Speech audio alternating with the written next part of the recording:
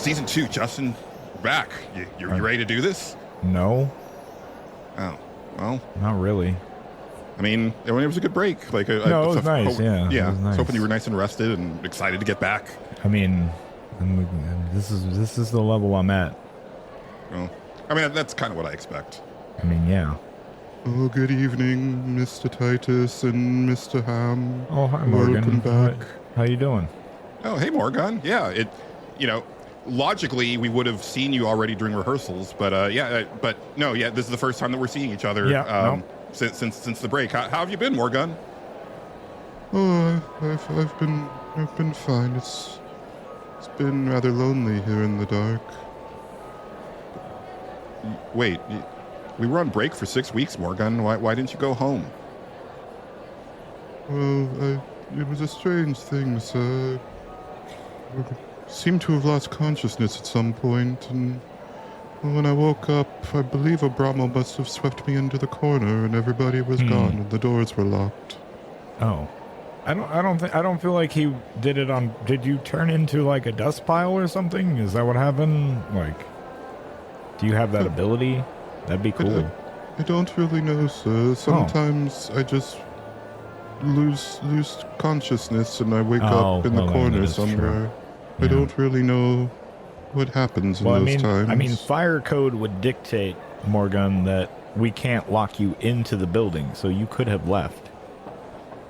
Yeah, Morgan, I gave you a key for a reason. Like, you're supposed to go home. Well, I mean, he doesn't even need a key, Julian. I mean, they should just open. That's fire code. That's true. Yeah, I mean, the door would have locked behind you. You could have just left, Morgan. And that's fine, yeah. Oh, I didn't even think of it, sir. It was fine, though. I spent a lot of time in the restroom talking to our new friend, Bing Bing, God of the Loom. Oh. He's quite nice. If you get to know him, you just have to be sure that you're announcing yourself before you go in, or he'll try to kill you instantly. Right. Yeah, that seems fair. Yeah. That's a crazy thing. We've got a elder god living in our bathroom now. He summoned him, so yeah, and thankfully, Yeah. I think it's gonna be good for the health of the show. Yeah, why not? Well, yeah. I mean, I guess we should get out there. Justin, you ready? You psyched? No. Fuck. All right. Well, now's as good a time as any. Yep. John, we're ready to go. Live from beautiful downtown Bastrop, it's time for the Stage Select, starring Julian Titus and Justin Ham. What could this possibly be? Seems a lot like a podcast. Wonder what specifically. Talking about video games. With your hosts, you're in good hands. Not more of the same. Now we'll jump right in. So expect the unexpected and more. Now we'll get grooving. There ain't always gonna walk through the door. There just might be some strategy in this. Just having fun with a special guest. Time for Stage Select. And here are your hosts, Julian Titus and Justin Ham. Welcome, one and all, to the Stage Select. I'm Julian Titus. And I'm Justin Ham. Here we are. We're back. Season 2. Yeah, it's exciting, I guess. This is just my level. We're here. Hold on a second. Julian, I got you something. You may not have noticed it though. But for in order, I want to talk about something, but I don't want the audience to hear it. So, we need to switch to nano communications. Oh shit. Julian, listen, I was wildly underprepared for this show. I played a lot of Skyrim modding, and what are we doing again? Or is it just? Oh, don't worry about it. We're gonna do our top 10s of 2024. Oh, okay, thank God. Okay, yeah. all right. No, it's cool. Yeah, all right, good. Yeah, I'm really glad that we have this this codec that we implanted. Into our skulls. So nobody can hear this but us. Nanomachines, Yeah. It does look weird. I mean, people are just like watching us on stage, and we're just kind of. Yeah, but, they'll be fine. They'll be fine. Yeah. It'll be okay. All right. Okay. I'm gonna hang up. Okay. Call me on this frequency if you need me. The frequency is 140.80. Okay. That sounds really familiar, but okay. Yeah. All right. All right. Well, that's a new thing that we have. Look forward to abusing that in the future. Uh-huh. I plan on doing that a lot this season. Get fucking ready. Excellent. I'm on board. Yeah. Well, that was the thing I watched, and I seen it. I was like, oh my God, I should do that. That would be great. That's really good. I have also been thinking a lot about Metal Gear, probably for the same reason. Probably, yeah. We had our break, which we always used to do back in the Nerds Without Pants days. The difference being that in the Nerds Without Pants days, we would just go completely dark for like 6 to 8 weeks. Yeah. So for listeners, like, we haven't actually been gone. Like, you've had plenty of stuff to listen to. But for us in real time, like, this is the second time that Justin and I have gotten together in the last 6 weeks. One was for Patreon stuff. Mm-hmm. But otherwise, we kind of went our separate ways and did our own things and enjoyed not having to be up to ungodly hours on a Friday night. But we're rested and we're excited to be back. And I think that was like the perfect amount of time off. And honestly, yeah. I liked the release cadence. I like the idea of having like 3 Game of the Year episodes week after week, and then having like a wrap up episode, which I did that by myself. Nice. And then I released a spoof of the Jeff Gerstmann show. I heard. I did see something about that. Yeah. That's pretty good. Let's see what else. Oh yes, a couple quick announcements before we jump into things. Just like us, A Gamer Looks at 40 is back from his hiatus. Bill had taken some time off. I think this Final Fantasy series is kind of, it ended up being a much bigger undertaking than he expected. Yeah. So he is finally back. Not finally. I mean, he's back with new episodes. He's focusing on Final Fantasy VII right now, which is expected to run, I think 8 episodes or something like that. Oh, wow. Which I know he interviewed you for that. You have not popped up yet. I keep listening to like each episode, waiting to hear your voice, and I have not heard you yet. I'll be very excited when you do pop up. Well, who knows? Maybe I'm just not there. You never know. You never know. We'll see. And that's fine. Yeah. Did you? Is that the only game that he talked to you about so far? I think so. Yeah. Okay. Yeah. Because hopefully he'll have you on for other stuff too. They're still kind of doing introduction type stuff. They haven't actually gotten into like the meat of the game yet. Oh, and so yeah. like I still have probably like another week before I need to start really sweating because that makes sense as to why I haven't showed up yet, because I was in the fucking dirt with that immediately. Like, did you know? Did you know if you did this and did this? Yeah. There you go. Yeah. That explains it. Yeah. Cool. Also, Retrofits is back. We had time is weird. So when we had recorded the second episode of the Game of the Year, Retrofits was not back at that point. But we did put their new channel in the show notes for that episode. But since we're actually live and we are back for season 2, I wanted to say yes, Retrofits is back. They have their new channel. They're uploading frequently again. I will have that linked in the show notes for this episode as well.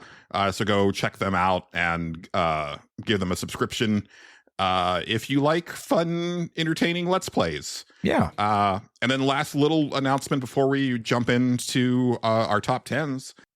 We do have a Patreon goal we have a Patreon goal. I want to see if we can reach it this year. I don't know if we will, but I'm optimistic. It's a monetary threshold. Currently, we are making we're at $70 a month. Mm-hmm. If we hit $100 a month, which is about 6 more people. Okay. We're going to do, and we only have to hit that threshold once. Once we hit the threshold, it'll be an ongoing affair. Fair. Yeah. But hopefully, it'll stay around that place and grow from there. Yeah. But then we will do our. Oh man, did I write down? I need to. I didn't write down that title. Oh no, I remember. I was gonna say, yes. I was gonna say, I remember what it was. So we're gonna do our like watch along. Mhm. Well, not watch along. We're gonna do like our viewing podcast for Patreon, which will be like each of us like recommending something for us to watch for a month or in the month, and then we'll get together and talk about it. And so that could be anything from like a movie to like, I want you to watch a couple episodes of this TV series, or I want to watch, I want you to check out this anime or whatever. And so, we can, and so it's just going to be kind of a fun like exchange of things back and forth. There's things that I'm very excited to show to Justin over the course of that show. So hopefully we can make that happen sooner rather than later. But that's the pitch. But I'm not going to belabor it. I already know one thing that I need to make somebody else watch. Just so I can talk about it at length, and it will be the most confusing thing ever. I can't wait. No, yeah, I'm excited for like weird stuff. I'm excited for just like showing you like stuff that I just genuinely love. Bringing like dumb comedies that I think are hilarious that you might think are just like the cringiest shit. Dude, I know I've talked about it before, but the other day I really wanted to rewatch Dodgeball. And it's on Hulu right now.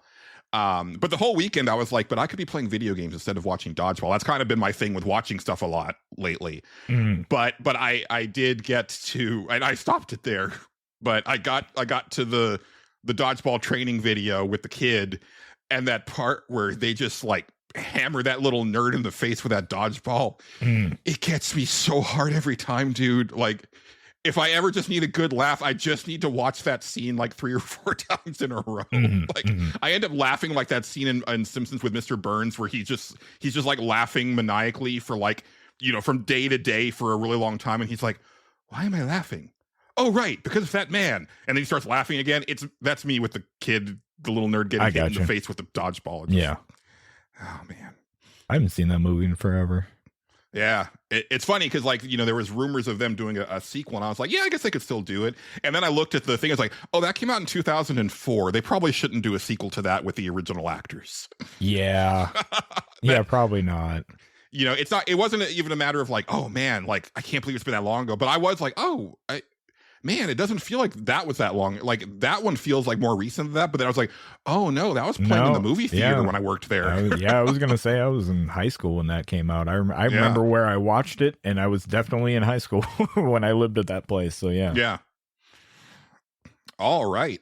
Well, before we, get back into the swing of things for 2025, I thought we would look back at 2024 one last time, Justin, with our personal top 10s. Oh, okay. I was really proud of our combined top 10. I thought that was a really fun episode. I thought it was like a really good top 10. And for listeners, if you're curious, I have archived that in like in a text post on our Patreon page. It's a free post. It's just like a way to kind of keep track of that stuff. And then I'm going to go ahead and add our personal top 10s in there as well. So then if you want to go to our Patreon page, you can actually like, there'll be a collection for Game of the Year. And so year by year, you'll be able to see like, here's all the categories from each year. Here's the winners. Here's our the show top 10. Here's our personal top 10s. And it'll all be nice, like there and That's easily nice. People findable. Get to call me out on forgetting what the hell my Game of the Year of whatever year was. That's good. Oh yeah, I like that. No, yeah, I'm notoriously bad about. I forget a lot. So, so So what we're gonna do? We're gonna start. We'll start with 10, and we'll go up. Well, we're gonna go to 2. We'll go from 10 to 2, and then take a break to do any honorable mentions that we may have, and then we'll reveal our number ones. Then we'll get the hell out of here.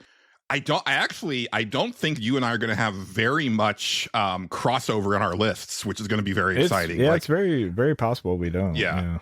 But if we do, like, we'll talk about it as we want to talk about it. Like, if you mention something at 7 that I've got at 5, I might just like mention when we get to 5. Oh yeah, and that's where I have it, and then we can move on. So we don't have to like go super in depth unless we think of something else to say about it, which is totally fine.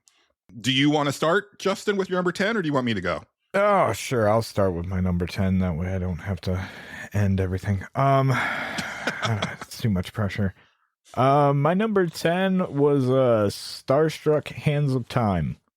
Okay. which was that weird indie like rhythm game, but it had a bunch of other stuff too. It is very hard to describe in one sentence. There's you got plenty of sentences. Well, I know, but like some point just gameplay wise, it's just like at one point you're playing as a hand and you're destroying this town, and it's all kind of done in like claymation with toys like as the graphics. It has a really cool look to it. A game I constantly forgot to mention in every single list we did in our top 10 stuff, because I just kind of kept forgetting about it. But at the same time, it was probably not going to win most of that stuff. Well, and to be fair, I remember you talking about the demo back in 2020, and then you had gone back, I think, to it like once or twice since then. So I think it was probably one of those things where it was like, well, I've talked about it, so yeah, I get it. I basically talked about it, like, I seen it was coming out, and I was like, oh, cool, I'm gonna actually play that game, and then actually played the game, and I was like, yeah, it was pretty good. I wish it was a little bit better than what it was, but ultimately I really enjoyed the ride of that game. Like, I think its weakest parts are kind of like the rhythm game itself is a little, it's fine, but like it's not, I don't know, it's tough to do a rhythm game, and I don't know, it's hard to explain without like actually playing it. Like the rhythm game is fine, but that's kind of it. It's like, it's better than like Until Then's rhythm game, but still, yeah, but still like not what I guess you'd want it to be. Yeah. It's just, it's kind of a lost art, man. Yeah, it really is. Yeah. But like it's more in my top 10 because I really liked the ride of that game. That's basically it. Like, it is that game about its halfway point just absolutely goes off the fucking rails. Like in a way I was like, I was not expecting this to, they sort of hinted towards some of that in the demo, and I remember being like, this is neat. This definitely feels like it's going somewhere. I don't quite know where, but I'm here for it. And then when they do it, I'm just like, okay, no, you fucking went for this. That's pretty good. It's a little like all over the place sometimes with its messaging. Sometimes it's a little like I'm a person that loves this type of stuff, and even I was like, I'm a little confused at what you're trying to say, but I think I get it. Like, I think I do. It's very much like about imposter syndrome and stuff like that, and I don't know. It's a cool little game. And pretty good music overall too. There was someone in our Discord who mentioned, like, after the music special came out, that kind of sold them on the game. Yeah. So yeah, it's definitely worth a shot. Like, it for real is. I recommend it, but like, I could easily see if somebody played that game getting to, anything and being like, yeah, no, I don't like this, but I think it's cool. I think it was really neat. So yeah, Star Trek Hands of Time comes in right at the bottom of my top 10, but very good, pretty good game. Nice. Yeah, I knew you liked it, but I didn't realize that it was going to eke onto the top 10, so that's cool. Yeah. I struggled with my number 10 for a while, and I had to really soul search before I finally took something off and moved this up onto the 10th spot, because it is a deeply flawed game, but so was the thing that I took off, and ultimately I ended up having more fun with this game, which is Suicide Squad Kill the Justice League. That's lower than somehow I thought it was going to be on your list. I'm not going to lie. Oh, okay. Yeah, I the way you were building towards for a while there, I was like, oh man, this guy's going to have this like in his top 5 or something. Oh, no. Okay, all right. No. So before I even say anything about Suicide Squad, I need to have, like, I get the caveats out of the way first, which is, I realized that I probably played a version of that game that was better than what came out at launch, because I played it very late in the year. I played it in offline mode, which did not exist at the time. Yeah. So I think that took out some of the grindier elements of it. It's quite possible. Yeah. I think that the actual central thesis of the game is flawed, like both in story and in execution is deeply flawed. I think the idea of making that game a looter shooter where you have characters that are so obviously geared towards melee. Using guns is a dumb fuck idea. Yeah. I think the story concept is dumb for the Suicide Squad. I get the idea, but like there's this weird thing with like Suicide Squad media where it's like, let's take this ragtag group of people that have some superpowers, but not S tier superpowers, and let's put them in like this world ending event threat. And it's like, no, I don't like, that's something for a sequel. You don't do that out the gate, right? Yeah. And so all that out of the way, like I definitely did not like that stuff.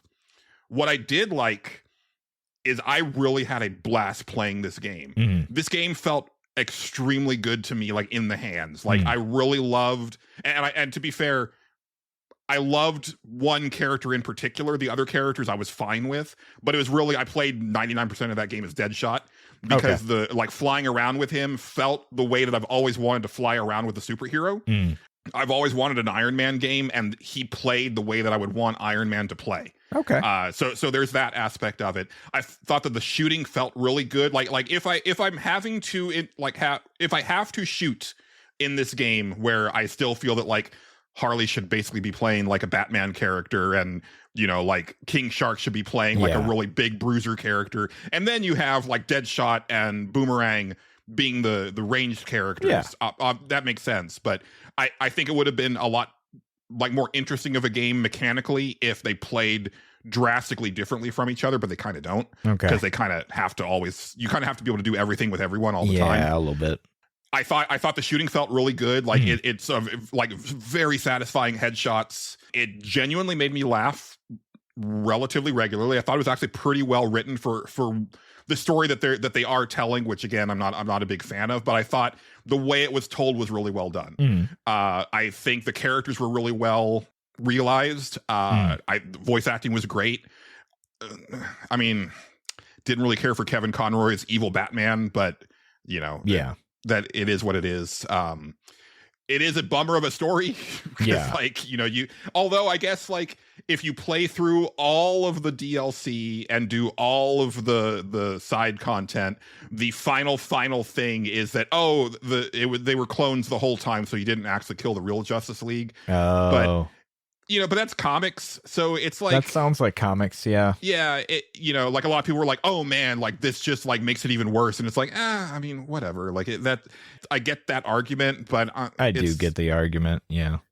But to me, it's just kind of like whatever. And also by the time I finished the game, like I saw what they wanted me to do after that, I was like, I don't want to engage with any of that shit. Like, I've had my fill. Like I did the first like actual Brainiac fight that caused me to roll credits, and I was like, I never want to do that again. I had my fill, right? And there is a lot of stuff in that game that is very annoying. There's certain side activities where it's like you can only damage enemies if you do this specific thing, and I'm like, why would you do that? Like, why are you taking my toys away from me? Like that's super annoying. But overall, I had a real blast with that game. It's far better than I think people were giving it credit for, but it's also far from what it could have been. Yeah, sure. And that is frustrating and disappointing. Yeah. But I liked it a lot more than I thought I was going to, and I'm ultimately really glad that I played it. Yeah, I played it for about 90 minutes, and it reminded me a lot of Saints Row 4. That's kind of what it reminded me of. Which I loved Saints Row 4. Yes. 90 minutes was enough for me. I get and it. I will kind of leave it at that. Yeah, totally get it. Yeah. Yeah, I didn't quite find it as, and I was kind of in the mood because I'd been playing Gotham Knights, and I was like, I'm in the mood for a dumb superhero loop game. Like, why not? Let's do this. And then I started it up, and I was like, man, I'm just not getting into the way this is at all. Yeah. But like, yeah, no, as I was playing it, I was like, I know why Julian likes this game. I get it. Like, this is definitely one for him. But like, yeah, I did not latch onto it the way I'd hoped to. But yeah. But yeah, that's honestly lower on your list than I thought it would be, man. I was like, oh man, he's gonna have that like number 5, and oh no. Yeah. I flirted with the idea of having it like number 9 because that would be funny to me. But I was like, nah, like there's just enough bullshit in there, and then like even with me enjoying the game as much as I did, like all the and all those caveats are there for a reason, right? Like there's stuff in there that I fundamentally think should not be in that game, and I think it would be a much better game if it wasn't there, right? And I can only imagine what it was like at launch. Like I think if I had played it at launch, I probably would have bounced off it the way a lot of people did. Right. Yeah. But that's cool. All right. Are we on to number 9 now? Number 9. All right. Well, my number 9 is kind of in a similar vein to your number 10, I guess, which is Dragon Age: The Veilguard. A game that I like. Lower on your list than I expected. No, yeah, this to me 9 is perfect for it. I liked it a lot, but like it didn't like it wasn't like blowing me away or anything. But yeah, it's decisively fine, that game. But I ultimately had a really good time with it. It definitely can be better.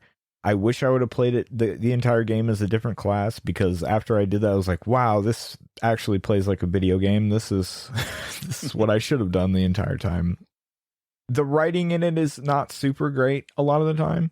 And I will fully acknowledge that. But at the same time, there's enough stuff in there where I'm like, yeah, okay, this is cool. I like this. And it was kind of like, it's not what I guess I would have like ultimately wanted from that game, which is I guess something like really truly thought provoking and interesting, but like it was just enough to where I was like, yeah, no, I'm having a good time with this. I don't know why, but I'm having a good time. Like it's kind of just turning my brain off and playing the dumb fantasy game.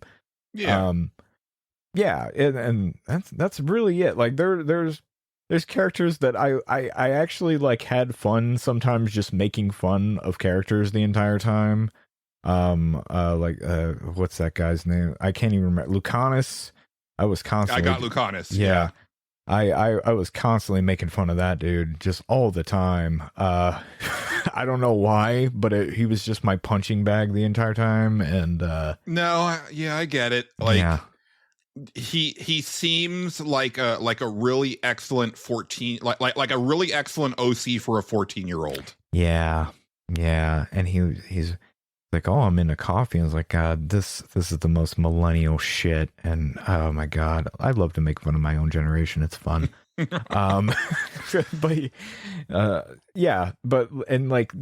There's characters that I wish they would have done more with. Like Nev seems like she could have been a lot more interesting. I don't know if it's the voice actress's delivery that kind of doesn't sell me on it, but I feel the idea for that character is so strong, and then they kind of just don't really do as much as I think they could have done, or they should have really gone over the top with it, and it would have been really cool. But they just kind of don't. But like I really liked Tosh. I really liked the one dwarf girl really grew on me, who's Harding. Harding, yeah. She grew on me actually a lot toward the end, because I was making fun of her a lot for a while too, and then all of a sudden I was like, all right, I'm kind of coming around to you. Like I kept doing that throughout the entire thing. Emmerich turned out to kind of be one of my favorites by the end of it, because he was actually, like, his story was actually really good. I think I said this later on in our Game of the Year stuff, but I wish I would have, like, gotten done with that by the time we did character stuff, because I would have probably made a much stronger argument for him. His stuff about, like he's like a necromancer that's afraid of death. Like, he's terrified of it. And like, that's like, but like they really like handle it in a like really fascinating way. Like it's not like a joke. It's like, no, like seriously, I'm terrified of it. Like, and this is how I'm dealing with it. And it's really interesting. And also, his butler guy is great. And has genuine moments. And I was like, this guy's pretty good. they went for like a Mass Effect 2 towards the end, and that was kind of neat and kind of unexpected, but it works sort of, and genuinely liked how it ended with the guy Solus. Terrible with names. I always have been, and always will be. But yeah, Solus's stuff was really good and paid off quite well. It had a really interesting thing that I did not see coming in that game, but I should have seen coming. And I thought that was cool that they actually were able to pull the wool over my eyes. It was one of those things that as soon as they reveal it, I was like, how did I not fucking figure that out? And I feel dumb, but at the same time, bravo, that was good. So yeah, Dragon Age: The Veilguard. It's my number 9. It's a perfect turn your brain off kind of fantasy game, especially at the time I played it. So yeah. Yeah, I ended up playing it a little over 10 hours, and I liked what I played. Yeah. I picked a warrior, and I really liked the combat as a warrior. I think it's gorgeous. I think it's a very pretty game. There's certain designs that I don't like. I don't like a lot of the armor designs. I don't like the new Kunari designs. I've kind of always most of the designs I like on Dragon Age stuff, where like their armor designs have never been my favorite. Like even the old ones. I liked the designs in 1. Yeah. And then they kind of took most of that out for 2, but I did like, the default character armor for the most part. And then I don't really, Inquisition didn't give me, I didn't play enough of it to really make honestly, it didn't even leave an impact on me. I can't remember what they looked like in that either. But there's a lot of gear where I would get it and I'd be like, that just looks like impractical in like a Final Fantasy 14 way, which I love. I love 14, but like some of the armor designs in 14 are just like way overwrought. I get it. Yeah, like character design wise, like Neb's hat is just like why is that? Why is it there? And then you finally get the one armor that takes it off, and you're like, okay, you look normal now. Thank God. I really don't like a lot of the dialogue, and I get it. We talked about it at the time, and it is kind of, it's not just that like that the slang takes me out, but I think a lot of it is that it feels like it's taking place in our world in the year 2024. Oh yeah. As opposed to a fantasy world. And we'll talk about it later because there's another game that is a period piece where I'm like, okay, this is written like that time frame and it feels like it's grounded in that time frame, and I love that. I'm really sensitive to that type of stuff. But ultimately, the reason I ended up falling off of it wasn't the writing or the gameplay. It was what I think is a glitch that I'm hoping that they fix, which is my character would just randomly slow to a walk, even though I had the stick tilted all the way as far as I could. Yeah. And it wouldn't be consistent. So he would he would be running and then slow to the slowest walk that he could, and then go back up to a trot, and then back to a walk, and then back to a full run. Yeah.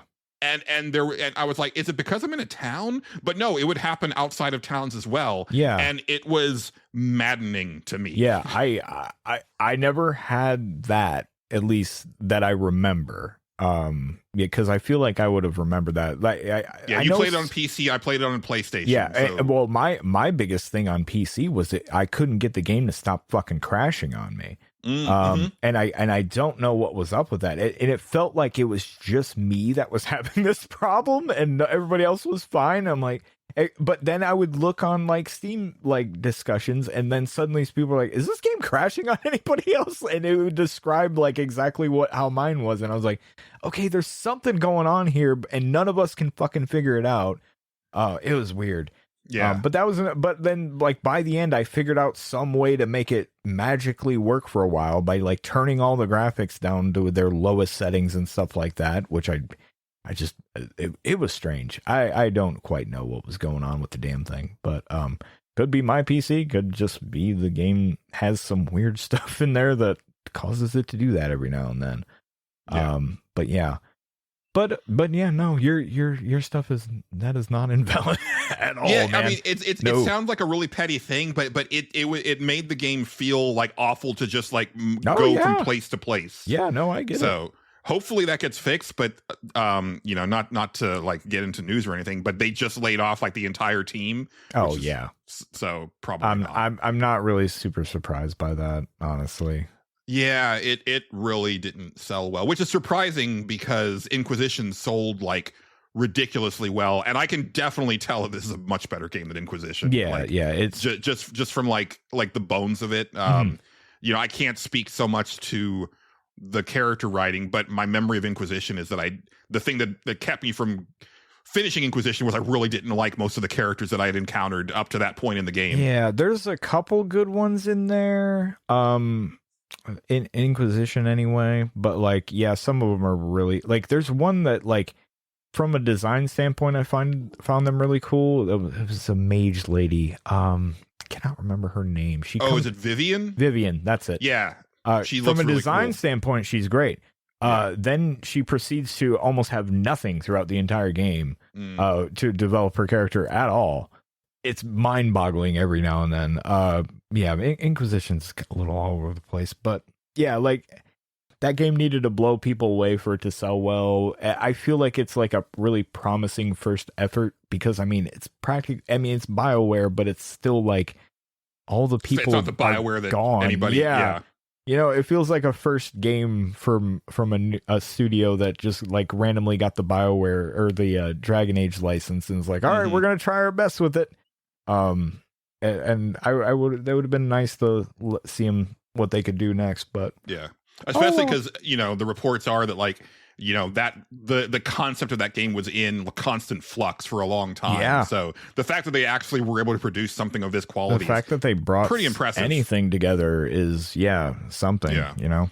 But it almost seems like you should probably reward that effort with something like even if it's not them working on another Dragon Age game, maybe let them work on something else because they clearly know what they're doing. I'm going to tell you right now, if Mass Effect, the next Mass Effect fucks up, BioWare's gone. Oh yeah, they are 100%. Yeah. If they last to that, I feel like they will put out a Mass Effect game. I feel like they'll put out a Mass Effect game. I just don't know if it's going to be under the name BioWare. I feel like they will at least they'll keep it somehow for that. Yeah. For because they want it. They know people know that BioWare made that game. It'd be kind of an insane move to be like, no, this studio over here is working on it because people will instantly not trust it, and it will be under a much larger. It's still going to be under a microscope from everybody. Yeah. But they got that game, and if that game doesn't do well, they are probably not gonna be around. Yeah, and that's that. Yep. Well, my number 9 is another flawed game that I had a lot of fun with, and honestly, 2024 was a really excellent year for deeply flawed games that had enough really cool stuff in them that I ended up like really loving. Right. And so my number 9 is Star Wars Outlaws. Okay. Which I think you probably are surprised that it's that low. Yeah, a little bit, but but I can see it there. Yeah. I thoroughly enjoyed it. To be fair, like I don't play a ton of Ubisoft open world games, so that there's that element for me going into it. Like I'm not burnt out on that particular style.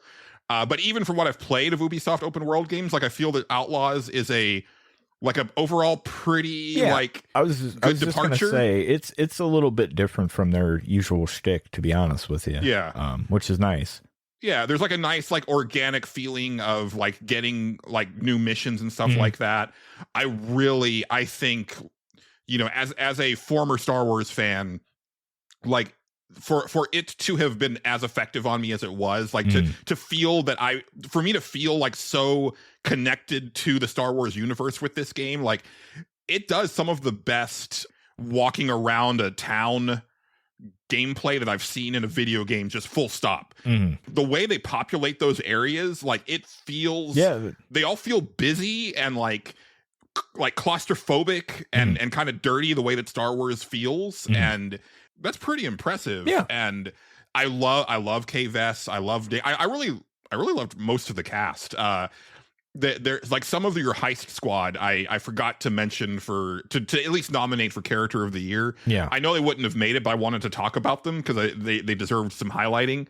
but overall, like I really enjoyed it. You know, as we've said multiple times, like part of it is that I was fine with the overall gameplay. I think I liked how kind of brain dead some of the stealth was. Like that was satisfying to me. Right. I thought the shooting felt fine. I haven't gone back to check it out since they did the huge November update where they completely overhauled the stealth and ranged combat. I do want to see like how that plays now, because I actually would like to go back and possibly do everything, because I really did enjoy that game. Right. Playing Sabak is so fun. Like Sabak's pretty good. Yeah. Like just the presentation of it. Like you feel like you're sitting at that table and just like it's cool playing cards with these other dirt bags. And I think it's just a really fun game. And I'm so sad that it didn't do well, because I would love to see, even if not a direct sequel, I would love to see these characters come back. And my only hope is that once you make something for Star Wars, it's kind of like there forever in some capacity. So like I talked about this when I was talking about the game last year, is that, you know, I would love to see a thing where like Cal Kestis from the EA Star Wars games like shows up and talks to Kay Vess, because like that's a thing that should be able to happen, because they're all under the Star Wars canon. Right. So I don't know. It's a thing where if she showed up in like some other thing, like even if as a cameo, I would like pop off. That'd be cool. Like, she's just such a fun character to me. Yeah. I can definitely see why you like that game. I just had like enough personal annoyances with it to where I fell off of it. And that's kind of like, but I don't think it's a bad video game by any stretch. I get lost in it a lot, like, but not in a good way. I'm trying to go a place and I cannot figure out where the fuck I'm supposed to go from here. And then I would just go in circles and drive myself insane. And then I was like, okay, I think I'm good. I'm done here. But like, yeah, no, it's cool. Some of the like indoor locations, especially like Imperial bases or ships, it can be very easy to get lost, because like they're also by design, everything looks really samey. So I totally get what they're going for. And it was just like, I think I got lost like in an outdoor location, because I think that game needs a little bit better signpost, or not even signposting, but like Dragon Age of Veilguard had the stupid like as you were going, it would kind of make new dots as you were going, so you knew where to go. Even if that was just an optional feature for dumbasses like me, I would super be into that. Because there was just times where I was like, okay, I see where I have to go, but I have no idea how to get there.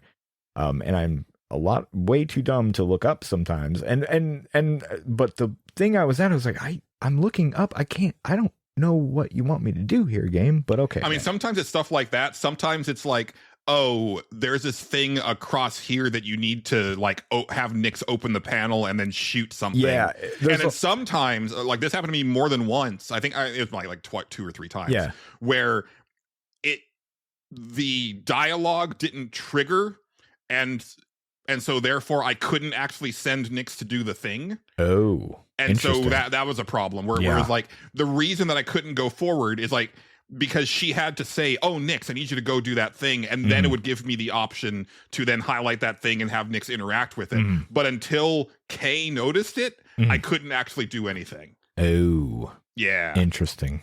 Yeah. Yeah. But yeah, I could see why you like that game. It's not bad at all. Yeah. And then, this is another chance to say, like, it's definitely worth picking up. Like if you're listening to this, like you were on the fence, I think it is highly worth picking up. And again, they've made like a bunch of improvements to it since I played it. So you might even have like a even better time than I did with it. Yeah. Especially if you can find it on sale or whatever. They might be trying to get rid of it, I guess. I don't know. That Ubisoft is an interesting one. They're going to have a lot of trouble selling games, I think. I think almost anything they put out is going to be under the gun in some way. I mean, it always is. And the interesting thing about them, like on one hand, I applaud them because they always do the work to improve a game if it doesn't like meet certain like player expectations at the time. Yeah. Going as far back as For Honor, right? Like, For Honor was a flop when it first came out, and they turned it into a hit. Yeah. like people don't remember, but like Rainbow Six Siege, like people didn't like that game when Oh, it came yeah. out, and they turned it into a fucking juggernaut. Yeah, they did. But at the same time, like you would kind of hope that they start to learn the lesson after a while, where like the games just come out and are like, you know, kind of good across the board from the game. Which and to be fair, I think that Outlaws was good across the board. It's pretty good from the game. Yeah, it was fine. You know, I also acknowledge the fact that I like a certain level of scuff with stealth. Yeah, that other people might not. Right. So I totally get that. But yeah, it's kind of one of those things where it's like, there's no way that Assassin's Creed Shadows satisfies, even if it's people fantastic. People are gonna be upset about it instantly. And the other thing Ubisoft does is that's weird too is if it's not a hit, they will sometimes just give up on it, like, or if they don't feel like it has hope anymore, or and even like a recent thing. So a bunch of the Assassin's Creed games went on sale, and I was like, oh, I should pick these up for my stupid Steam collection, even though I'm probably never gonna play these. And I started reading reviews for it, and it was like. And it was an abundance of people warning about, and this is Assassin's Creed Origins, like the recent one. Well, recent-ish. Yeah, recent-ish, we'll say. The modern version, like the modern day iteration of Assassin's Creed. It was a bunch of like just warning, like, hey, do not buy this game. It doesn't work. And I was like, oh, like, straight up. Apparently, and then I looked into it. Apparently, one of the Windows updates completely broke the game. So you can't make it past a certain point, at least, and not everybody has it, but it's like a coin flip or something if you're gonna have it or not. And I was like, that's why, and it was like, yeah, and they haven't fixed it. It's been like this for a long time. It's like, oh, okay, well, I'll just stay away from that. Thanks for warning me. That's insane. That they didn't do anything with that, but yeah, it's strange company. Company. But yeah. So what's your number 8, Mr. Oh yeah. Ham? Number 8. What is my number 8? Oh, it's Iden Chronicle 100 Heroes or whatever, 100 Heroes. Oh, nice. Yeah. I really liked that game.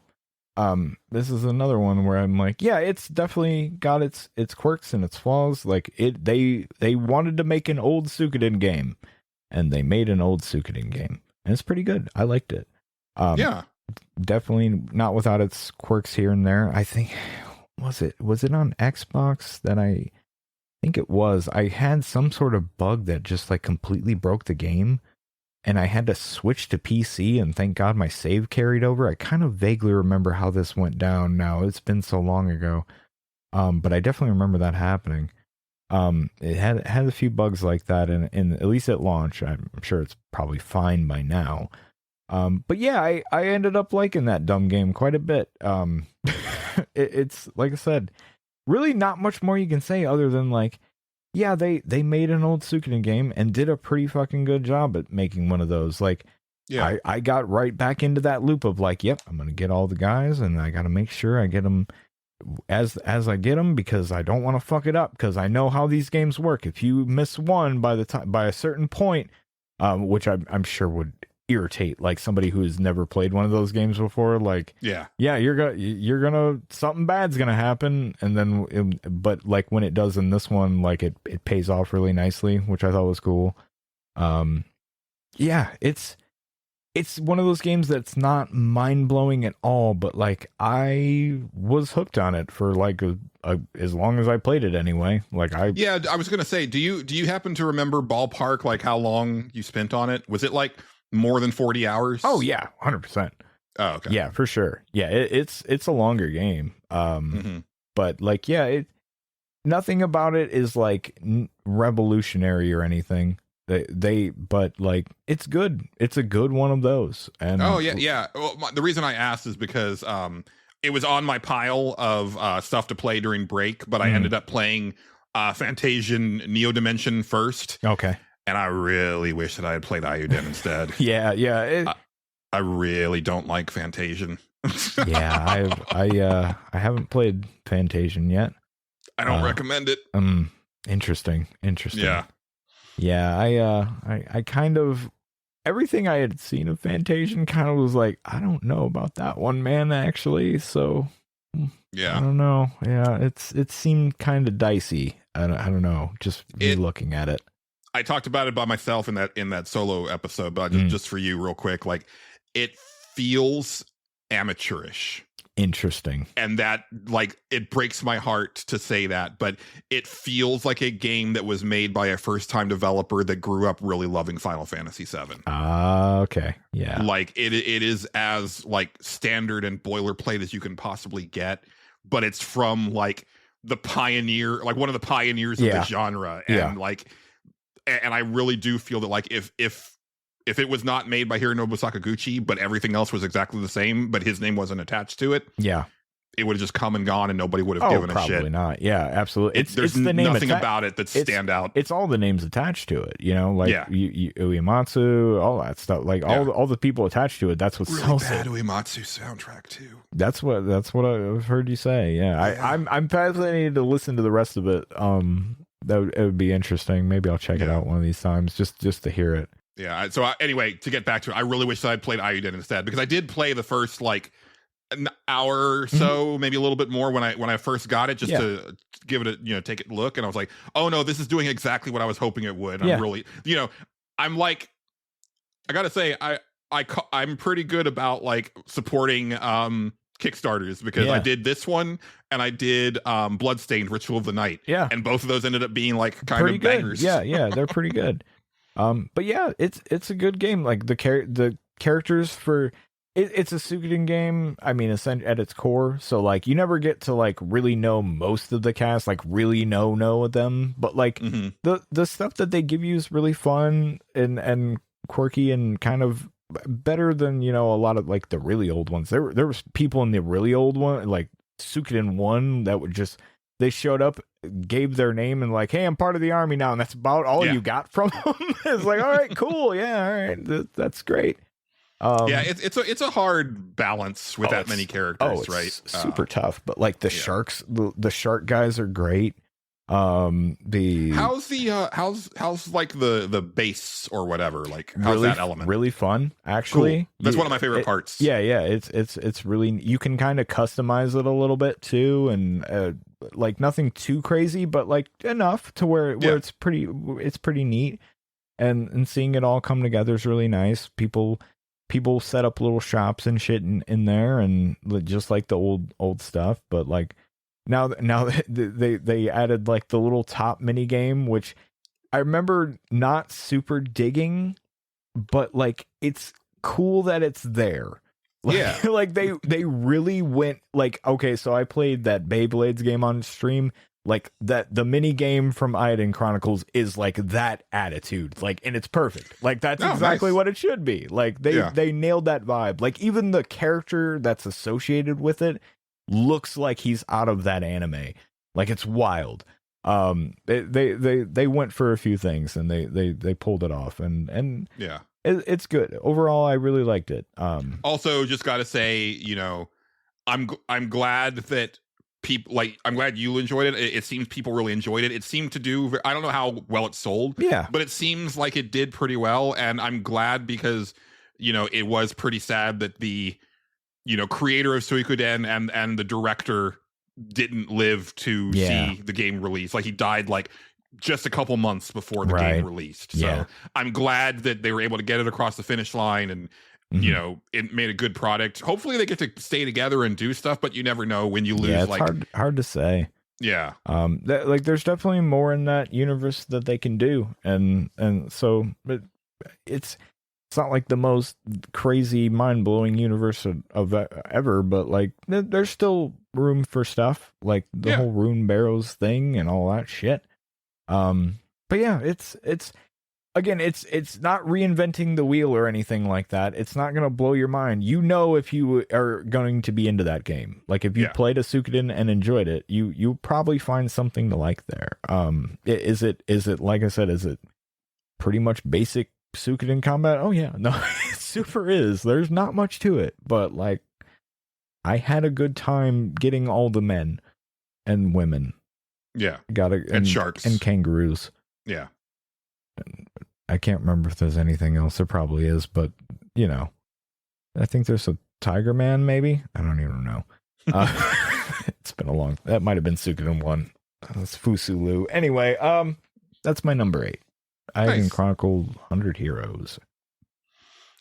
My number 8 has numbers in the title too. Oh, good. Because my number 8 is Warhammer 40,000 Space Marine 2. Okay. Which it's a really fucking good action game. Yeah. Like, I don't really have a ton to say about it more than what I said back when, you know, I was playing it.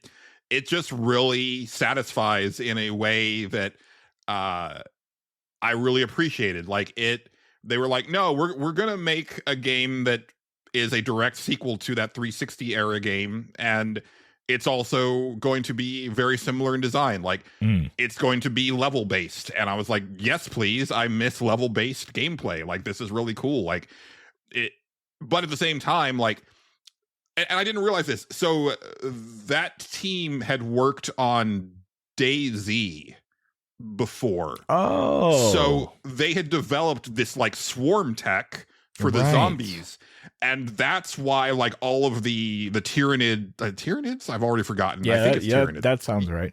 Yeah, like the way that they swarm and the fact that they're all present. They're not like, it's not trickery. It's not like you know, those older Dynasty Warriors games where it's really just, even though there's like hundreds of guys on the screen, really it's like 10 that actually have any brain to them, and everybody else is just kind of standing there. Yeah. No, these are all like, you know, like enemies that are moving around and can attack you and can pose a threat. And even when it's like these big like flying enemies that are like in clustered swarms, like you can shoot them out of the sky and stuff like that. Like they all have physics to them, and they're all present in the level. It's super impressive, and like there's a lot of really awesome set pieces in there. As someone who knows nothing about Warhammer, like I was kind of digging the overall like vibe and aesthetic. That's the vibe. Yeah.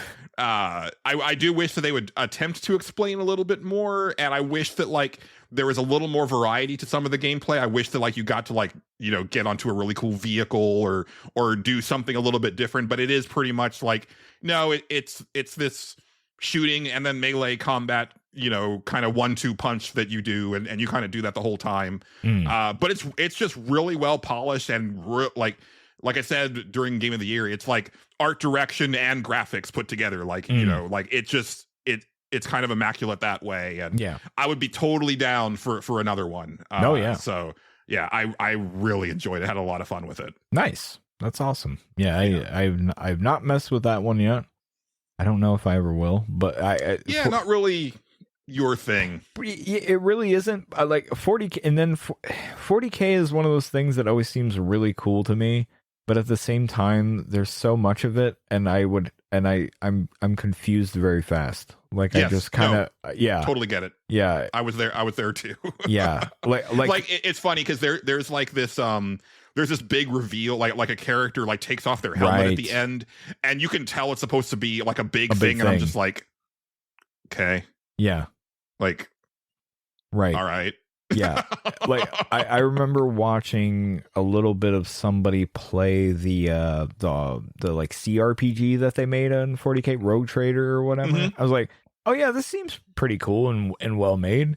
And then they start talking to people, and I'm like, dude, I don't know what the fuck any of these people are talking about. Like, there's it's just so, but like the person playing it's like, oh yeah, that's cool that this person does it. I'm like, okay, I guess it is. I don't know. And you know, I don't even know if it's worth like trying to, you know, explain that for people. Like to its credit, they don't fall into the trap of like, oh well, you know, Titus got knocked out and he lost his memory, and so now everybody has to talk to him like he's learning this for the first time. Like, no, they don't give a shit. Like they're just like, nope, this is Warhammer. Like, if you know, you know. If you don't, fuck them. Like, yeah, that's basically it. Which I respect. Honestly, God, I respect that. I really do. But and if I wanted to, I could probably get caught up. But it's a lot. It's a lot to get caught up on. Yeah, and I'm kind of probably okay on it. You know. A lot of skulls. Oh yeah, no. The shit that I do know about it is like, yeah, no, that's pretty fucking cool. Honestly, I'm not Yeah. like everything about it that you hear is like, oh yeah, that's pretty fucking cool. That sounds cool anyway. But like, yeah, it's just who has the time?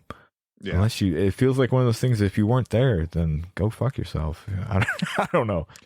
And then it is kind of like on one hand, it's kind of cool, but like it is like a very joyless universe where it's like, how are people even like repopulating? Because like this doesn't seem like a universe where anybody ever has no sex. logic to that either. It's wild. Yeah, you don't stop and think about these kinds of things. Absolutely, don't do it. It's heresy. Yeah, it's crazy. Oh, all right. Is it on me? Yes, I sir. guess Number it's 7. on me. All right. Well, this may be lower on my list than I think a lot of people would think. But my number 7 is Until Then. Mine too. Oh wow! Hey, that's crazy. All right, cool. Yeah, and lower on my list than people probably think. Yeah. But go ahead. I'm sure we have similar reasons. Yeah, I really like Until Then. I think it's a really great game. It has its share of quirks when it comes to like just like pacing, like towards the a lot towards the end for me. Where interesting. It's middle for me. Yeah, the middle. Well, no. You're right. It's like the tail end of the middle going into the end. Yeah. That's pretty much it. You kind of figure out sort of like what's happening around that time. And then it's time to like start really ramping it up or whatever, or like, you know, coming to a conclusion, but they kind of take a little bit too much time getting there and it starts to lose its impact a little bit. There's some cool bits in that stuff though. Don't get me wrong. For sure. But like, there's also like a certain point where you're just like, I remember sitting, that was a day where I just sat in my room. I was like, I am going to finish this fucking game. And I remember getting to a certain point and being like, I don't got much longer. I got like, I remember it was like 7 at night. I was like, this is probably, I bet the third part of this is really short. Cause what else is there really left to do? And then I was up till like 2 a.m. until it rolled credits. I was like, I can't believe there was that much left. Like, wow. I don't know why. Like, it was great. It was cool. But like, there's a part in the third act that takes place on a basketball court, and I was like, this is going on too long. Like, because it was just you going back and forth to see like different scenes. Yes, but like the way that you would like, but they would make you like walk all the way to the right before that scene would play, and then walk all the way back to the left, and then all the way to the right, and I was like, guys, like.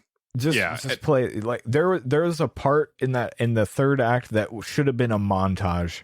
It just should have been like, because you're basically kind of doing what you're describing right there, where it's just like, no, like we have to go to all these locations because there's a reason for us to go to them. I can't remember exactly because it's been a little while, but you have to go to these spots because it's important like hot spots. I remember. Yeah.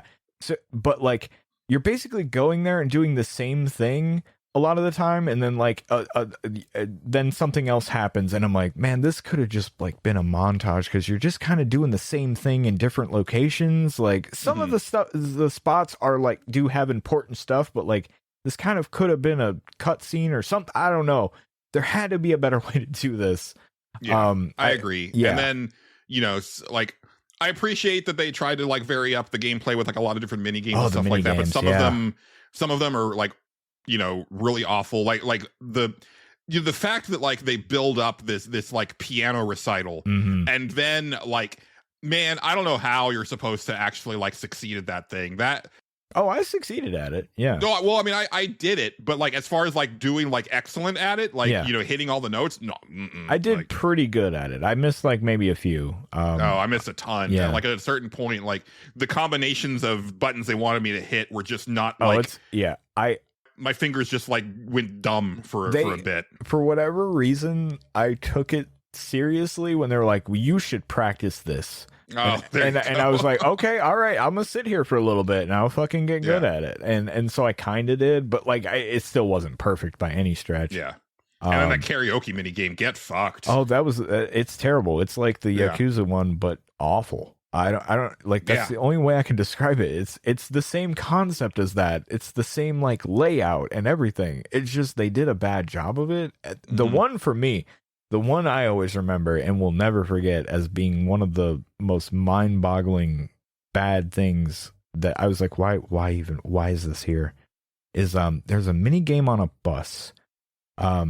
And somebody is like, I can't remember what it is, if it's a coin or something like that. I think it's a coin. You're trying to flip the coin between the characters or something like that. Yeah, to pay the fare. And yeah. I couldn't even figure out what the hell buttons did what. And they didn't tell you or anything. They're just like, you'll figure it out. I'm like, no, I fucking won't. So like they would flip and the the timing coin. felt random. It was awful. It was. Yeah. I was like, this is really bad. Like, No, I agree. Just don't put this here. Just don't bother with it. Like I know that it's like you said, they're trying to vary it up. I respect that. I think that the time and place for it was probably like that little carnival part. Like, go nuts there. That's fun. That's a neat little thing to do. And then let's move on to the main meat of the game again, because that's what we're here for.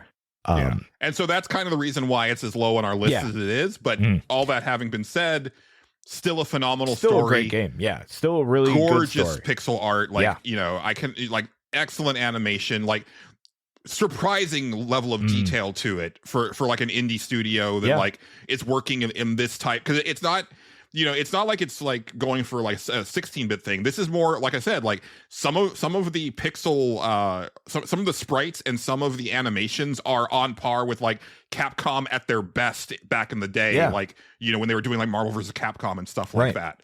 And then, you know, like I said, like I think about Kathy almost daily. Yeah, she's great. I actually started to watch a YouTube essay about her being the essayist, like the character that like changed his life. But then it was like, okay, you're 18 and you just started college, and also he says up front, I haven't finished the game yet, and I'm like, okay. That's a little weird. That's a little weird to put that out there. You should maybe, you know, well, and also to like have that follow the game that changed my life forever. Yeah, and I'm that's like, what I mean, right? You like, played it 2 months ago, and you're 18. And you haven't finished it?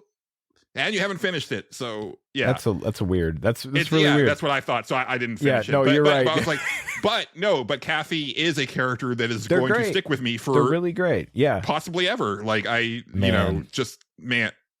No, we can't. Oh no, we can't go duty. No, for sure. I'm gonna get verklempt. No, she's a great character. I actually really liked the romance between the main two characters. I actually thought it was very adorable and really good, honestly. I was suspicious of her for most of the game, so I was actively like not going that like I would kind of like not go that romance route, which ended up making the game a little bit weird for me. Interesting. Yeah. It also kind of worked in a weird way because of the way that game plays out. So yeah, interesting. Yeah, no, like no, I could see why you would get there. I kind of thought she was his mom. Oh, interesting. Like I thought she was his mom in some sort of weird like Back to the Future time loop thing or something, and I was like, okay. Yeah, I don't know. There's something about it that just felt weird to me. No, they were going for a like a parallel thing. Yeah, some sort of. It was. I didn't get that vibe, but that's funny that you did. Honestly, I played a lot of porn games in 2024. What can I say? I think the porn might be rotting your brain a little bit. Julian, I'm not gonna lie to you. I enjoyed Luis a lot. She was one of my favorites. Like almost every even like some of the characters that you don't like. Riddell is a character that, you know, he's not really there for the first act, but then like you get to know him really well by the end. It's like, man, I really love Riddell too. So many of the characters. The second act and how like different it is. Like because there's a line at the end. I believe it's Act 1 where things have happened. and you're in a movie theater, and it's Riddell and the main character, and they're watching like his movie, Riddell's movie. Yeah, and like I was like, damn, that was why that is deep. Like it's good. No, that like highly recommend. Oh, like very much. Even if you listened to like our episode, like all of our Game of the Year stuff, and we spoiled some stuff about like where the game goes, still highly recommend playing it. The ride is and seeing worth it for yourself. It's definitely like got some low points, but if you're mentally prepared for that, it should be okay. Like it's you're not going to be too bothered by it. I certainly wasn't. I was like, again, at 7 that night, I was like, oh yeah, I only got a little bit, but I stayed up till 2 a.m. because I had to know where it was going to go. So that's a thing. It can't be stressed enough that like if we do a watch cast and I make Julian watch a certain visual novel / anime, he's gonna be like, oh wow, this is really similar to that, isn't it? I'm like,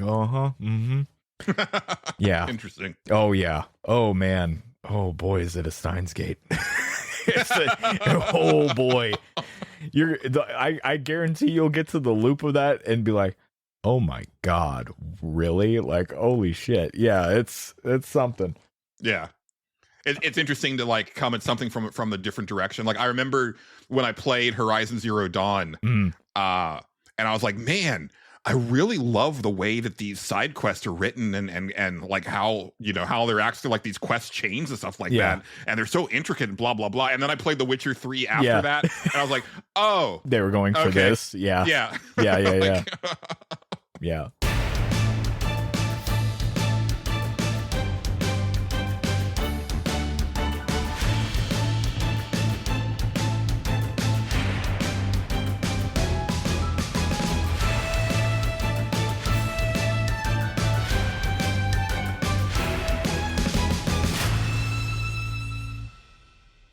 And now, a word from our sponsors.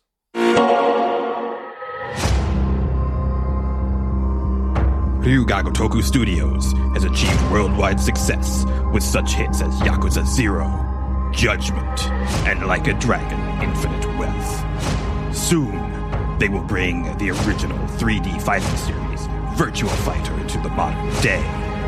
But that's not all that RGG has up its sleeve. I'm Sonic the Hedgehog. I love going fast, eating chili dogs, and saving my animal buddies from the evil Dr. Robotnik. Sonic, we got the results of your last physical. I don't know how to tell you this. You have turbo cancer.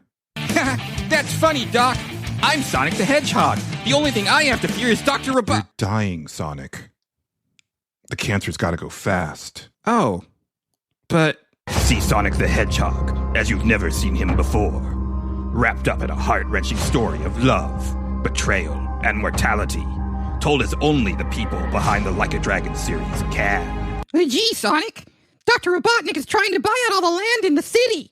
We've got to stop him. Leave me alone, Tails. No good to you.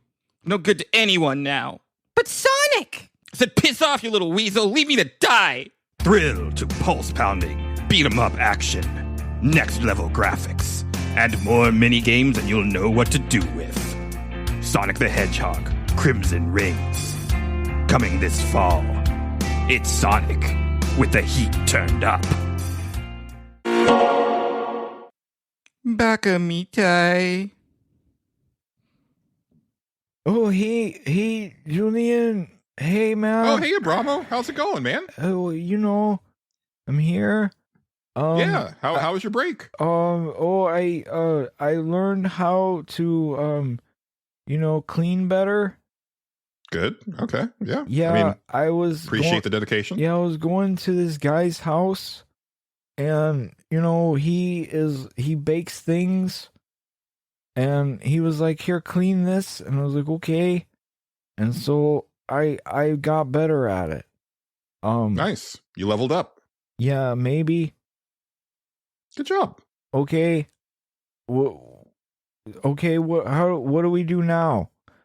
Oh, well, we're back to it, man. Just business as usual. So, I guess I meant to tell you before we took a break, but we got the whole bathroom thing sorted. Oh, Just don't there's that fog door in the bathroom now. okay. You probably don't want to go in there because there is an elder god of creation in there that will try to kill you if you go in. Oh, that's a door? Yeah. Oh, I thought I just, like was smoking too much in there, I mean, you probably are, but also, Oh, yeah. that fog door is just always there now. Oh. So I didn't do that? You didn't do that, no. Oh, okay. Technically, Morgun did that, but that's a different story. Well, okay. Yeah, so I got some new keys. Do you want to count them with me? I really got to get back to the show. Maybe later, though. Okay, all right. Well, they're here. Okay. Yeah. They're made of metal. Yeah, they usually are. Yeah. That's fun, right? Yeah, if you're like a toddler, I know they like jingly keys. Oh. Do they? Apparently. I don't know. I don't fuck with kids. Well, okay, well, I'm going to go now. Okay, man. Yeah. Good All talking right. to you. Good to see you. Okay. Yeah, I'll talk to you tomorrow. Okay. Okay. Yeah, I mean, I'll probably see you before then, but, Okay. Sure. Well, if I don't talk to you tomorrow, I'll talk to you tomorrow. Okay, man. Okay. Goodbye. Goodbye. All right, and we're back. Yeah. Yeah. Abramo doing good things, Justin. Is he? He's over there. He's doing big new things. Is he really doing big new things, Julian? He's leveling up his cleaning stats. He's Did he show entertaining you himself his with keys? keys. I was going to say, show he showed you his keys. Yeah. He's real into these keys. I get that. Yeah. I don't know. I don't know what that's all about, but he's real into these keys. Well, it actually completes the look when you think about it, right? Yeah, he's that's got fair. He's got the mop, he's got the broom, he's got the the ring of keys. He probably watched a movie with another janitor in it. Yeah, and then he was like, "Oh, I need keys." Yeah. And then just went into like Lowe's. They probably don't even open anything. That's kind of what I was thinking. And probably, I'm not gonna lie. Yeah.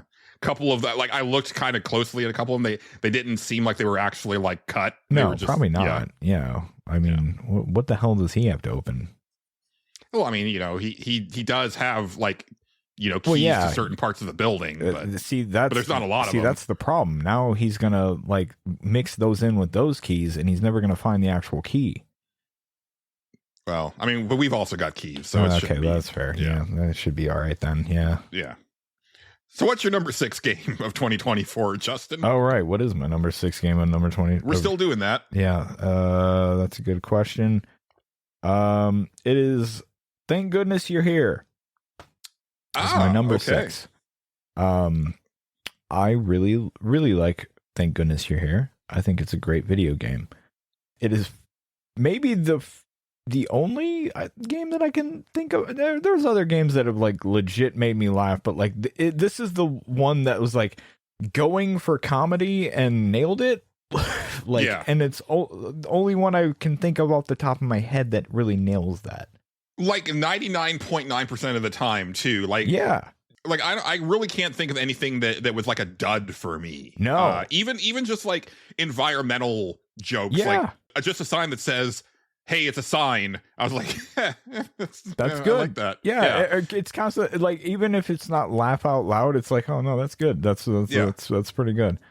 And I gotta say, it is a game that it rewards you like the more that you go. Because I played it all the way through. And then I started another playthrough. Mm-hmm. Well, actually, I started another playthrough twice because I got the ending for waiting in the office the whole time. I did that too, yeah. And then I started a third playthrough, and then I was like, it's been a little bit too soon. Yeah. But then I watched Pat and Paige play part of it during their New Year's stream. And then I started to make connections that I hadn't made before. And I was like, oh, that's really funny because you start to see like the relationships of the characters where, you know, at first you don't know who anybody is. Yeah. And then it's so like my wife could learn a thing or two. Like Yes. that guy, they're swingers, like that couple. And so like there's like a whole ongoing thing of like every time that you see them, there's something sexual going on, and it culminates in you can miss it. I missed it, but like there's a part where like you can actually see them like hooking up with like another of the couples in the town. Yeah, that makes sense. You know, but I was like, oh, that's him. Like so it's like even funnier like once you know like the context of everything. Oh yeah, the rabbit hole is deep. It's great. They even though it's just like a couple hours long game. Like it's one of the most like replayable things for some reason to me, because you can just go through it and like you usually will catch something new the entire time. There's still like one achievement that I didn't get, and I don't quite know how to get it.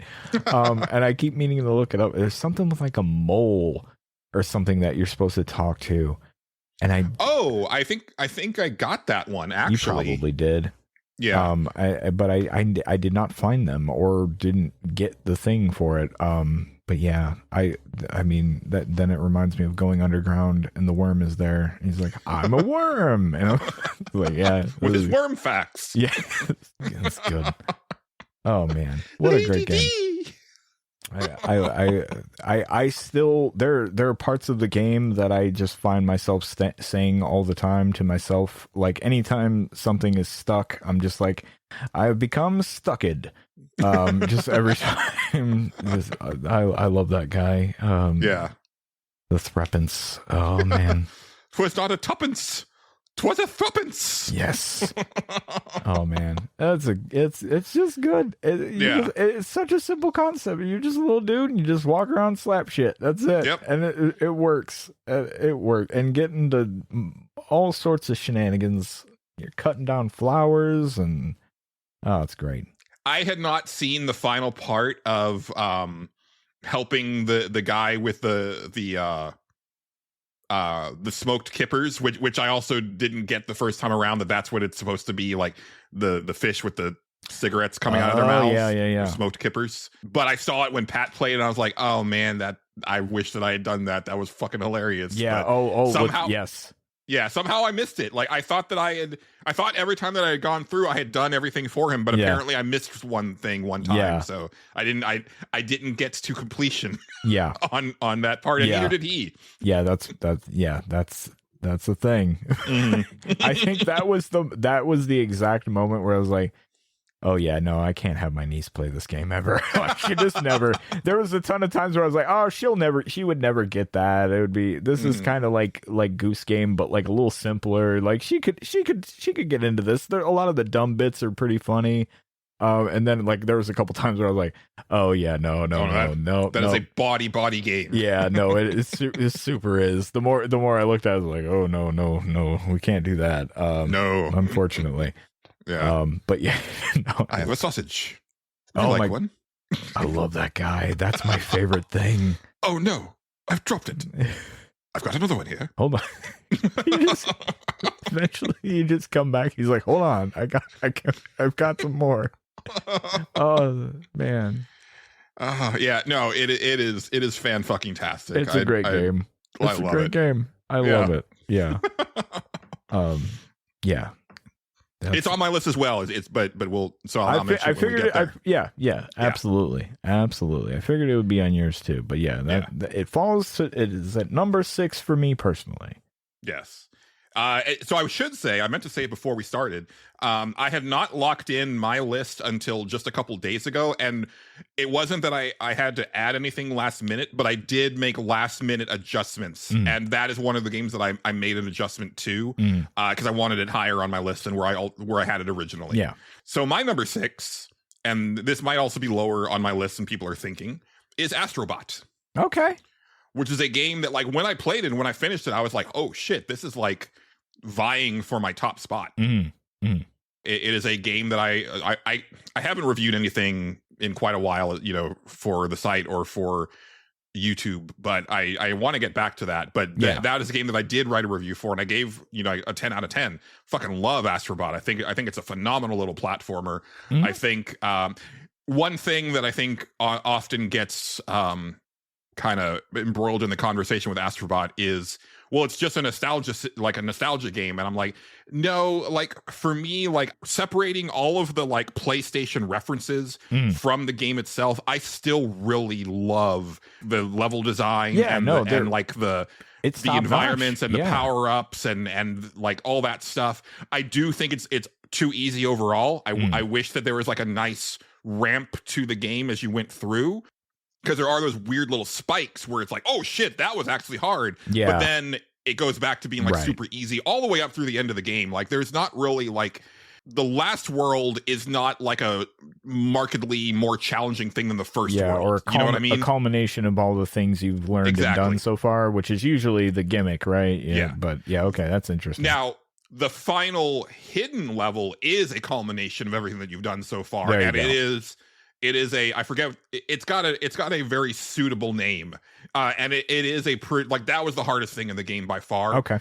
So it was like, well, it's the last thing that you get to do. And so that was like, that kind of like, oh no, now I'm being tested type of thing. But I kind of wish that there had been more of that. And again, just more of a steadier ramp up as you went through the course of the game. You just kind of expect that with video games. For sure. But then on top of that, gorgeous graphics, great little attention to detail, great soundtrack, and and the nostalgia stuff is really cool. Like the attention to detail on a lot of that stuff is kind of insane. And this is a game that I find very interesting because as like time went on, like I saw much like more and more negativity around it. Specifically, like there like a lot of criticism being that, oh, it's just like an ad for like Sony games, and it's like, I mean, it's not. Like a lot of the stuff that they're referencing, like you can't even buy anymore. Yeah, or Capcom. There's so much Capcom. There's stuff. So much third-party stuff. Yeah, third-party stuff. Yeah, and I really truly believe that it was like, no, I think the people on that development team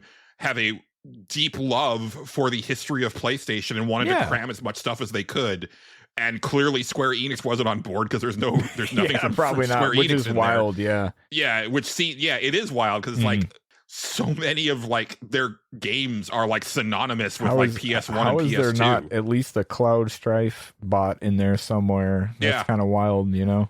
Yeah, but you know the references run deep, and it's it's even not just the references. It's like the way that those bots like act and the things that they do and the way that they interact with each other. That stuff amazing. Is cool. Yeah, that stuff's really cool. I thought that stuff was really neat. Absolutely. Yeah.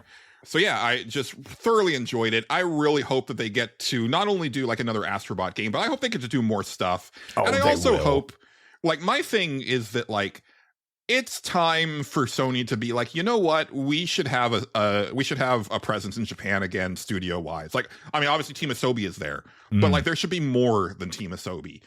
We've talked about this. We talked about this a lot actually over the course of last year, and also I think the tail end of Nerds Without Pants. But like, Japanese development is in a renaissance now. Like, we've talked about how they had a really rough go of it in 7th gen. They had a really hard time coming to grips with HD game development. And then even like the beginning, like the first few years of 8th gen, they were it was still a little rocky, but man, so many Japanese developers are just like knocking it out of the park these days, and a lot of design sensibilities and even genres are coming back in a big way. I think their biggest hurdle was they got behind and then they started trying to copy the West a little too much. Yeah, you're right. And it really hurt them. And now they figured it out finally. Like, no, just make our games. Let's just do what we do, and that should be good enough, and it is. And like Capcom's proving that on all the time. They're just like, and Sega, man, like Sega.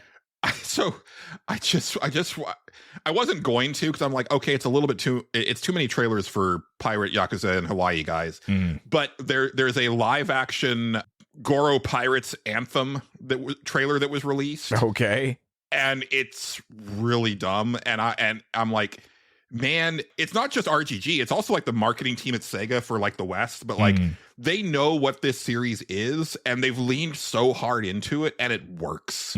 And it's like people are so on board, and like we were talking about for a Patreon thing, it's like I don't know where the line is. Like I'm sure at some point it's going to be a bridge too far, but yeah, I don't know, man. Like I'm kind of down for whatever with that series. Yeah. Like if Ichiban throws a fireball in the next game, I'm kind of on board with that. Why shit. not? Why not? Yeah. At this point, why not?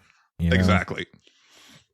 But yeah, no, that's cool. That's cool. That's cool. All right, we're into 5 now, right? We are, yeah. Oh boy, it's closing in, and my number 5 is Closer the Distance.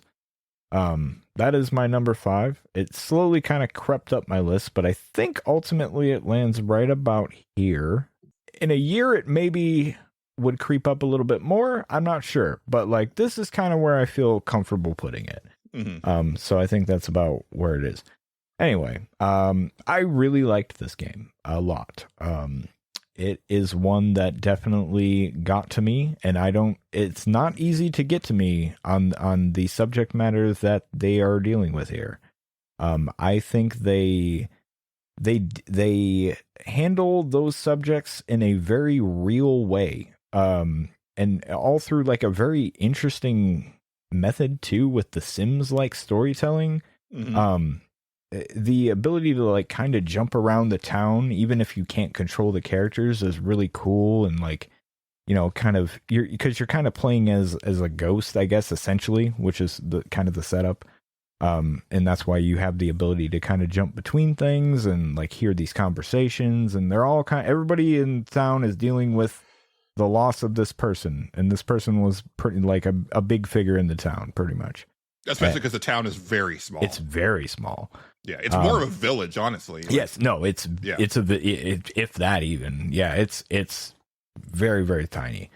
But yeah, it's deep, man. it's very deep, very real. Yeah, people should play that game. It's something.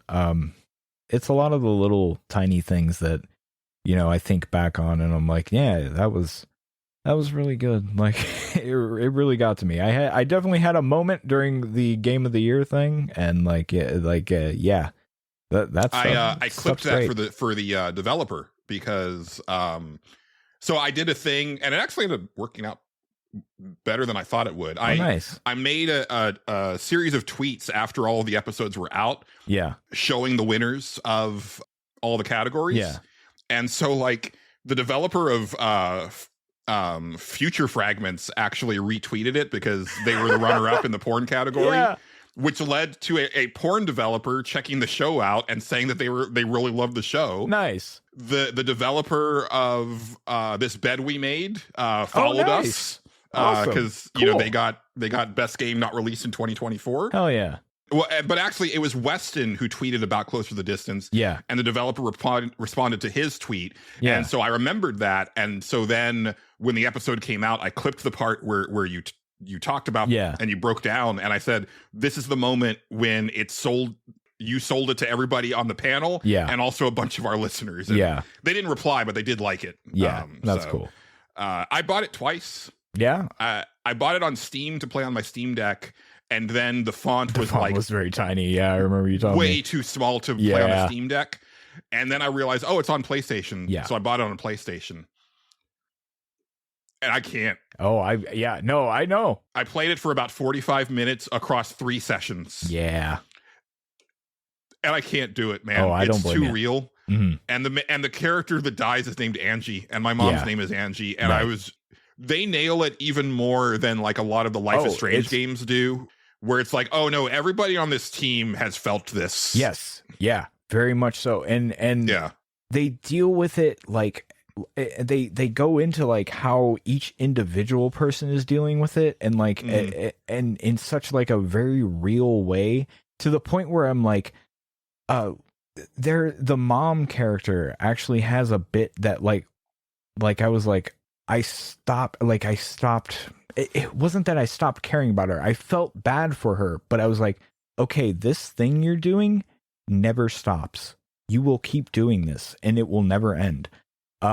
She's like the type of griever that nothing is ever good enough for them. It starts off with, we need to clean up this graveyard because my child is buried here and it's a mess. So you help her do that. And then next it turns into, no, it's next to this thing. We need to clean this too. And it's like, okay, no, you're just going to keep doing this and nothing is ever going to be good enough. Like, that's just how it is. And like in a fascinating way, like, and like the oh man, what a great game. It's so real. And to be fair, I think it's really well done. I like the art style of it. I like the concept of it. Like that Sims, like you said, adding story to a Sims like game is a really cool idea. The part where I finally said I can't do this is it was like the end of the first day, and I was like, oh, I should go eat because my character was hungry, and so I had her do that. But so she went down to eat, and meanwhile her mom was upstairs sobbing uncontrollably. But my character was locked into the eating animation, and also I was like, just the mom like doing that. I was like, I can't. Well, it keeps going from there. Like I imagine there's a lot of stuff like that. But also like it has those like, which is funny. Like I as much as I love the idea of the Sims part of it being there, it is not without its Sims quirks every now and then, where like I noticed what you had said about like, don't have time move forward when you're in these conversations. I noticed that right off the bat. I was like, I was like, no, just stop everything. Let's absorb this moment. And especially because how they're skipping time, they're doing it in 15-minute increments, which is a big time skip. Like really, yes. I mean, that's it's a thing. So let's absorb this moment instead of like,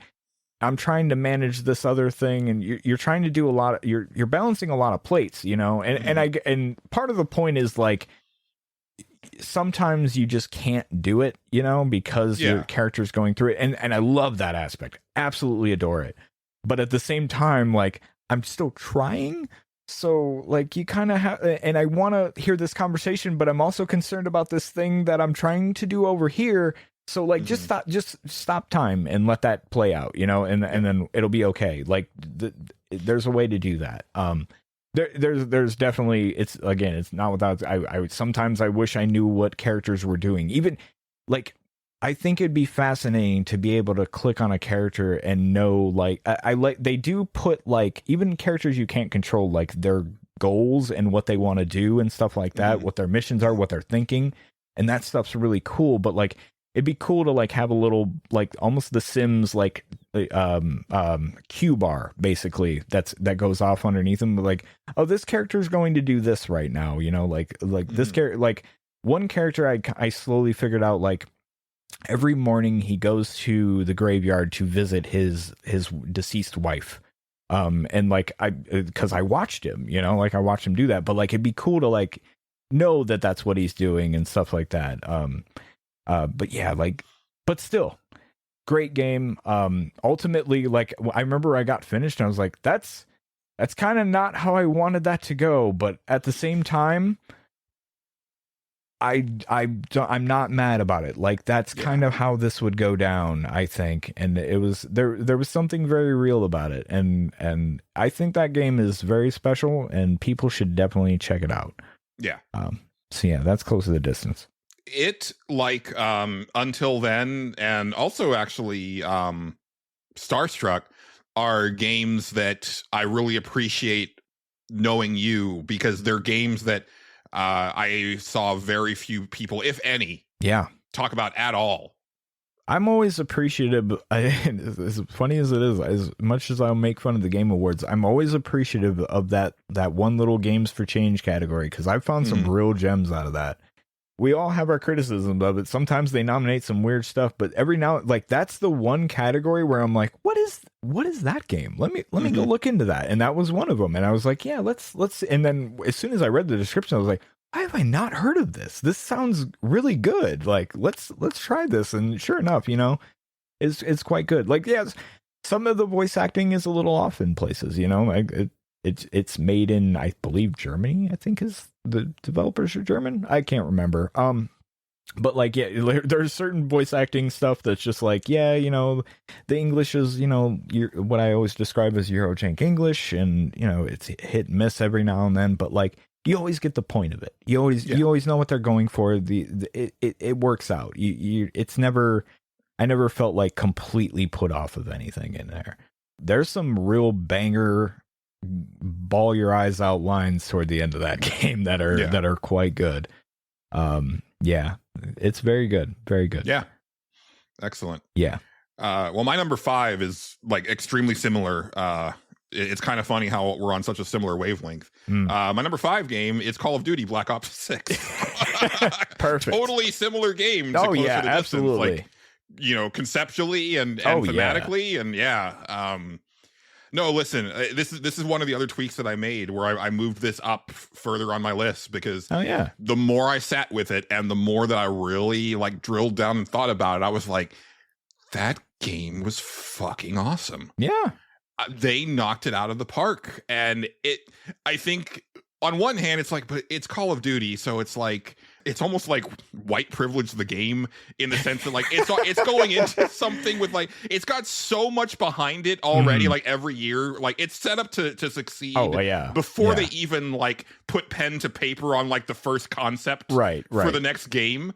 So it's like on one hand, it's like yeah, it's Call of Duty. Like of course it's going to be like even the worst ones are still pretty good, right? And like. And some of them are excellent, and this is one of the ones that's excellent. But I think the thing that I also keep thinking is like, they didn't have to go this hard on the story, though. Right. Like they did not have to make these levels as intricate and varied and fun as what they did, and doing some stuff that I've now to be fair, I haven't played a lot of the Call of Duty franchise. Yeah, but I do kind of. I mean, I follow video games, so I definitely hear a lot about the games each year, especially. You know, I listen to Jeff Gerstmann's show, and he's still a huge Call of Duty guy. So he'll go deep on him if nobody else does. Right. So I kind of have a good idea of like what each year's game is like. Absolutely. And so I know that like this one really swung for the fences and did some stuff that the series has not done. Well, like, it was the first one, you know, while being owned for Microsoft. So, you know, I imagine they tried, you know, they really probably tried to put something, you know, different for them, or at least you know, maybe put the sauce on it, you know.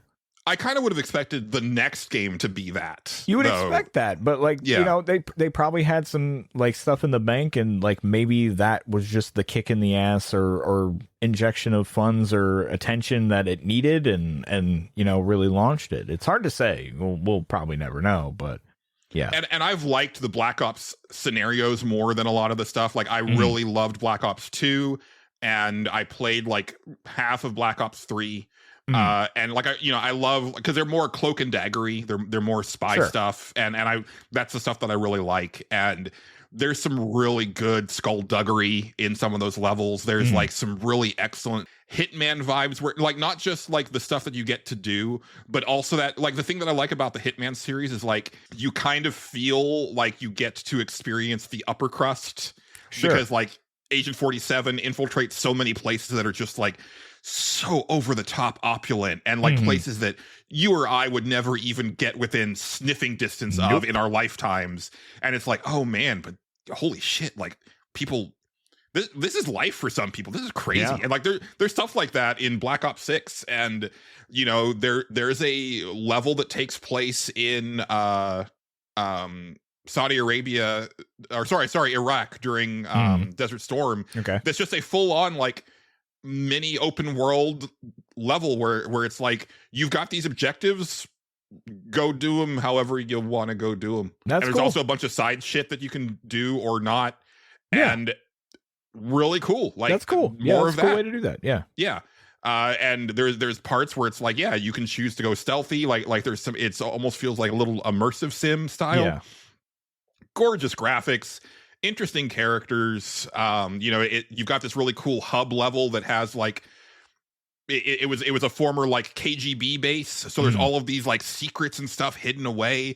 I was too dumb to unlock most of them, Wow. but like the stuff that I did unlock, I felt like really cool about. And then as I got deeper, I was like, I don't really know what you're wanting me to do with this, but I dig it. It's cool. I wish that I wish that I could figure this out, because it seems like it would lead to some even cooler shit, but I'm not there. But yeah, if you have Game Pass, like, go play this. It is worth playing. And even if you don't have Game Pass, but like you like good story based first person shooters, like, like if you like Wolfenstein and stuff like that, this is one of those. Like, it's one of those story based first person shooters that actually nails it. And also just, I mean, it's Call of Duty, so it feels really great to play. Like, just the moment to moment movement and gameplay and shooting, like, all of it just feels phenomenal, because of course it does. But it bears mentioning, because like,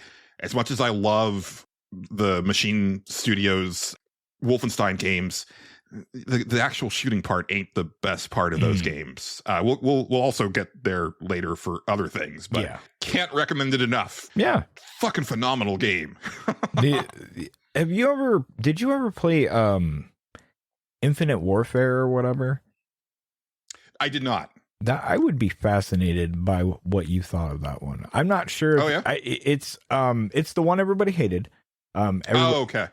It was at the Futury one? Yes. With the space bit? Yeah. Yes. I did want to play that one, but of course I wasn't going to buy it, but I can play it now. No, it's I think I watched Wooly play it, and I was like, this is way cooler than I thought it was. I never played it myself, so it might be complete ass to play. I don't know, but like, I was like, wow, this is actually pretty neat. Like, all the stuff that they went for in this, but like, everybody hated this one, huh? Okay, I get it.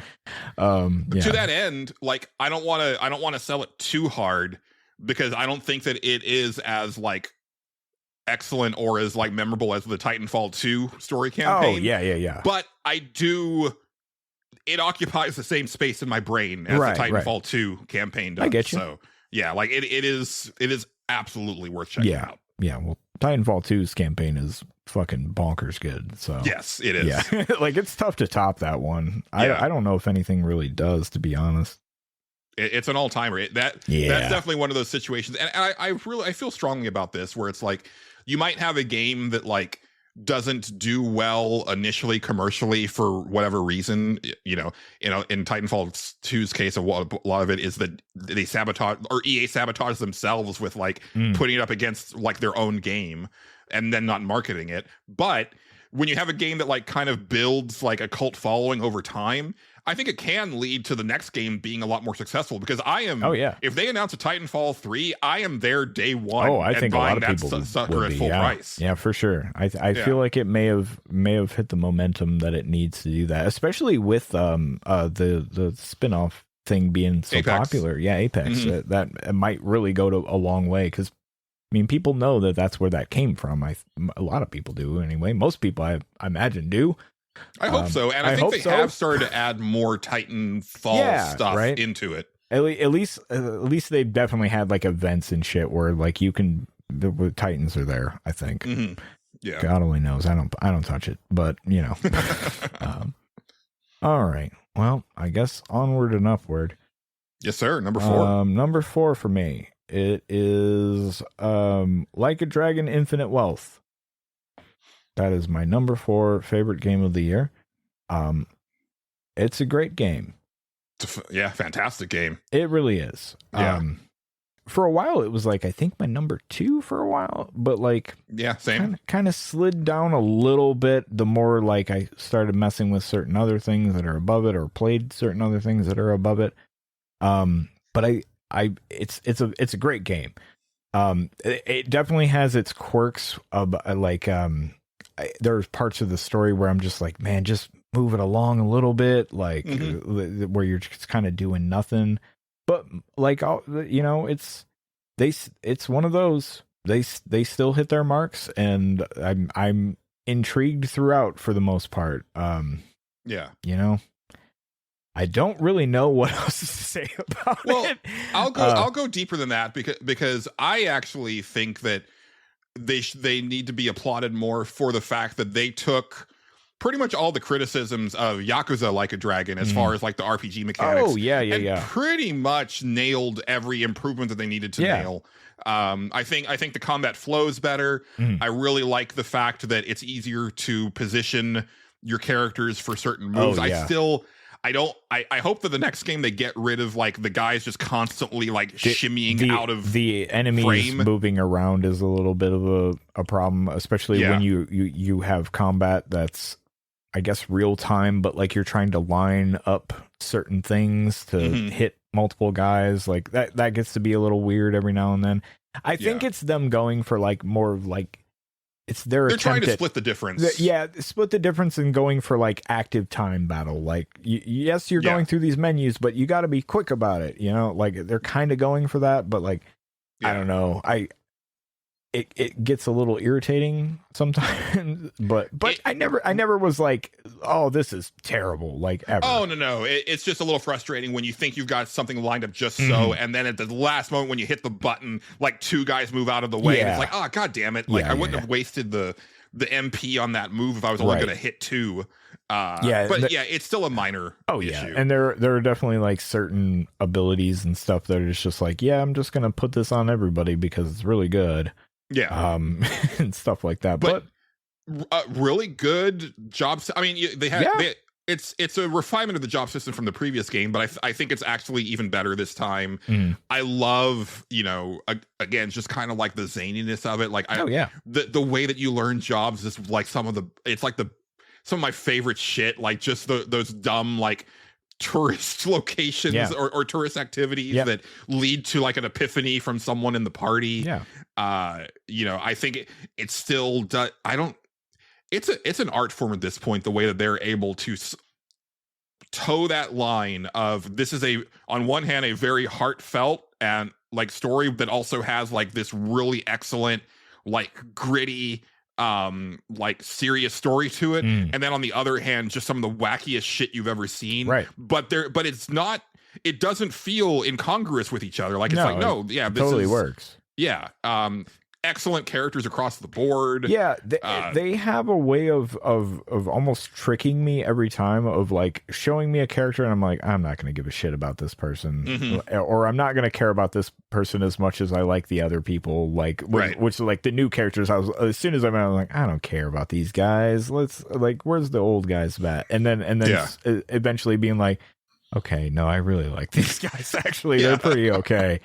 So Bravo, it's a great game. Absolutely, they really nailed it. I'm fascinated by where they're gonna go with it. Me too. And it's interesting that Pirate Yakuza in Hawaii is a direct sequel, as far as like they do reference the ending of Infinite Wealth in that game. So that's interesting to me. Also curious to see what's next, because they've already announced that Project Century, which I feel that's going to end up having the Like a Dragon name on it and just be like a period piece, but maybe not. Maybe it's a completely new thing that they're going for. Very well could be, but I think when everybody saw it, everybody assumed that it was like, oh, it's a Yakuza that's taking place in the past. Awesome. Right? Yeah, that's kind of what it felt like anyway. It's hard to, but impossible to know, I guess. But yeah, I still am curious what the hell they're doing with Kiryu now, but it's the whole thing. But yeah, Like a Dragon, Infinite Wealth. It's my number 4. It was a great game. I enjoyed it. I played I don't know how many fucking hours of that thing, but it was a lot. I guess I could find out. It was like right under 100 for me. I think it was like in the upper 80s for me on that one. Oh boy, it's hard to find on here. Oh, there it is. It's the top one. I spent 129.3 hours playing it. Played a good chunk of that game. It was great. Now, to be fair, part of that you might have like left to go have a smoke and stuff like that. You do but do that. Not 29 hours worth. No. So that's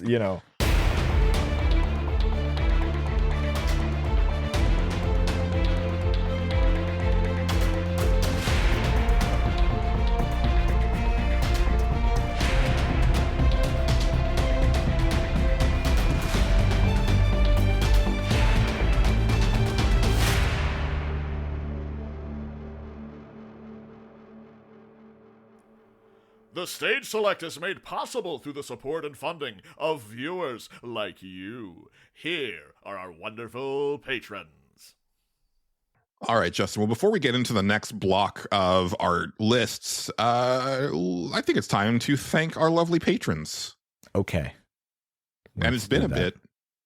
So I think, we appreciate all of our lovely patrons. We usually thank our executive producers each week.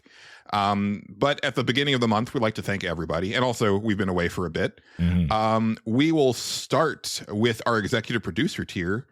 We have Addy XD. We have Big Baker. We have Bookie. We have Casey Curran. We have David Portnoy. We have Dennis Robertson. We have Eric Peacock. We have Xrian. We have Game Johnson. We have Matt Jorgensen. We have Philip PK Becker. We have Raymond Crum.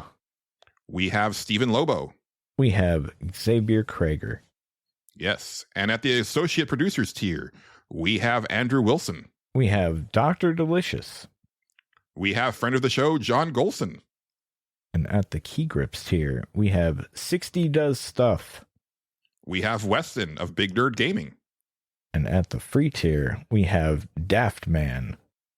And last but certainly not least, we have Reese Duff. Indeed. Thank you to everybody who supports the show, including joining at a free tier. I recommend everybody who's interested, who has like a Patreon account, go join the free tier just so that you're aware of stuff that's happening over there. And, you never know what's going to be on our page. Like I said, we got some new goals for this year. And then also we released some good stuff over the break, especially if you're an executive producer too. You got access to some fun stuff there, including one thing that was not even originally planned at all during the break. So hopefully y'all are feeling that you're getting your money's worth. Also, like, if you just want to support the show, like, I appreciate that as well. There's definitely things that I am a patron of where it's like, I'm not here actually for any of the extra stuff. I just want to like throw you some money because I like what you do. Oh yeah. I think that's totally valid. But thank you everybody for supporting this silly show. Indeed. All right, Justin, what is your number 3? Didn't I just go? Oh, you're right. Wait. Oh, I know what happened. So 4. Yeah. No, you're right. I skipped myself. Yeah. And I realized why I skipped myself. It's because it's a game we already talked about. My number 4 is Thank Goodness You're Here. Oh, there you go. Okay, So, yeah, that makes sense. That's a game that was lower on my list, like quite a bit lower actually. I think it was like around 6 or 7, and I was like, no, I really love Thank Goodness You're Here, and I want it higher up on the list. And then I was like, no, yeah, I want it higher than that. Oh no, I want it higher than that too. That makes sense. That makes sense. That feels good. Yeah.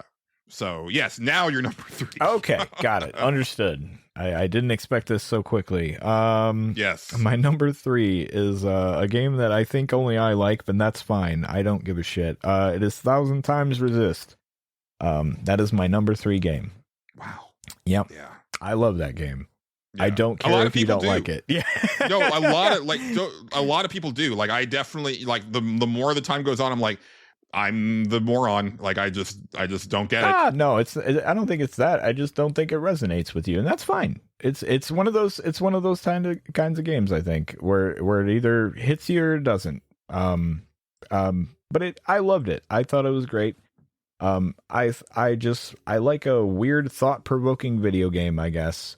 Is the gameplay itself great? No. Does it need a lot of work in map design? Absolutely. Could a lot of things been better in that game? Yes. Does it feel like they maybe should have or tried to put fighting in it at some point and then went, wait a second, what the fuck are we doing? Absolutely it does. But there's something there. And I don't know what it is. I found myself so like into it the entire time. I picked it up like kind of on a whim and was just like, all right, let's give this a shot. And I probably will bounce off of this in like an hour. And I remember the opening happening and be like, okay, yeah, sure, whatever. And then kind of keeping going. And I was like, all right, this is really fucking weird. Where is this going? And then it kind of hit a point for me where I was like, I'm really into where the fuck this is going. I don't know where it is yet, but I'm I gotta know. And then like the second chapter hit, and I was like, okay, that was great. I really like that. And I'm down. Wherever the fuck whatever the fuck you got to do, I'm down.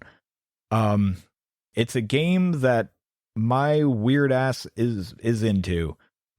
like I don't know what it is. That's kind of the long and the short of it.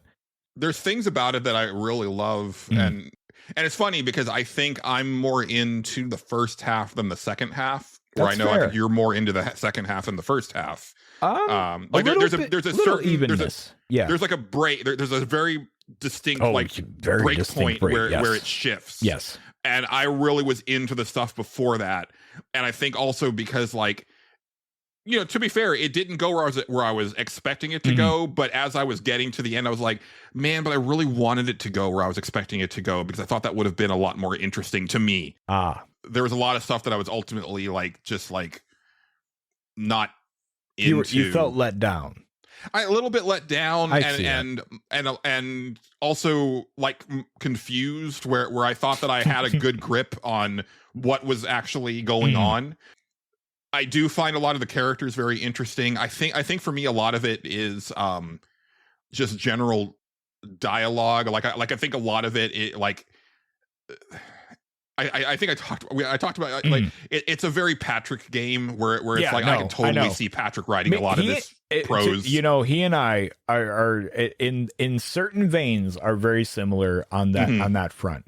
And I think it's because at one point I smoked a lot of pot. All right. That's just a fact. Like, and certain things like that just will always kind of hit me in a weird way. Cause you're just like, whoa, man, crazy. On one respect, because like I did look up what Heki is, because I was like, am I missing something? Is this some sort of like spiritual thing that I don't get? And then it's like, oh no, this is just like a made up word for this world. But then I was like, but I guess on one hand I do get like the concept of like just like becoming so obsessed with like a cult situation and like ascribing meaning to things that, or even a religious situation where it's like just ascribing meaning to things that are meaningless and stuff like that. It's like, I do get that, but I think just the execution of it in this particular game was just like, okay, right. Hard for me. Hard disagree. I thought it was really, I found all of the character stuff like really fascinating, like characters that like I didn't like and still don't like, but like find their motivations just very interesting and what makes them tick and stuff like that, like the psychology of like how did you get here and what how did this all happen, how did you let it spiral this much. There are definitely like a lot of very fascinating characters, including one that I decided the fate of because I was like, no, like I understand, like I kind of understand why they did the things they did, but like now that it's over, like they should be fine. They were not fine. Like they were absolutely not fine, and like it led to like the worst ending you can get. It's like, all right, that's interesting. Like I definitely had a way different read on this person's motivations than what the game like presented to me. Was that the I forget her name? Is that the Mauve? Mauve, or it's Blue's nickname for her or whatever. That's she's essentially like a representation of like fascism, which is fascinating. You do what you got to do and don't care about actually what the way you get there. And there's a lot of stuff like that. There's a few characters like that, but her, like, because it's also like there's times when like she seems that she's on your side and she helps you, and so my thinking was like, oh no, so like, now that like the overall struggle seems to be over, she should be fine. And no, absolutely not. No. She's gone too far. She's in it for herself. Very much so.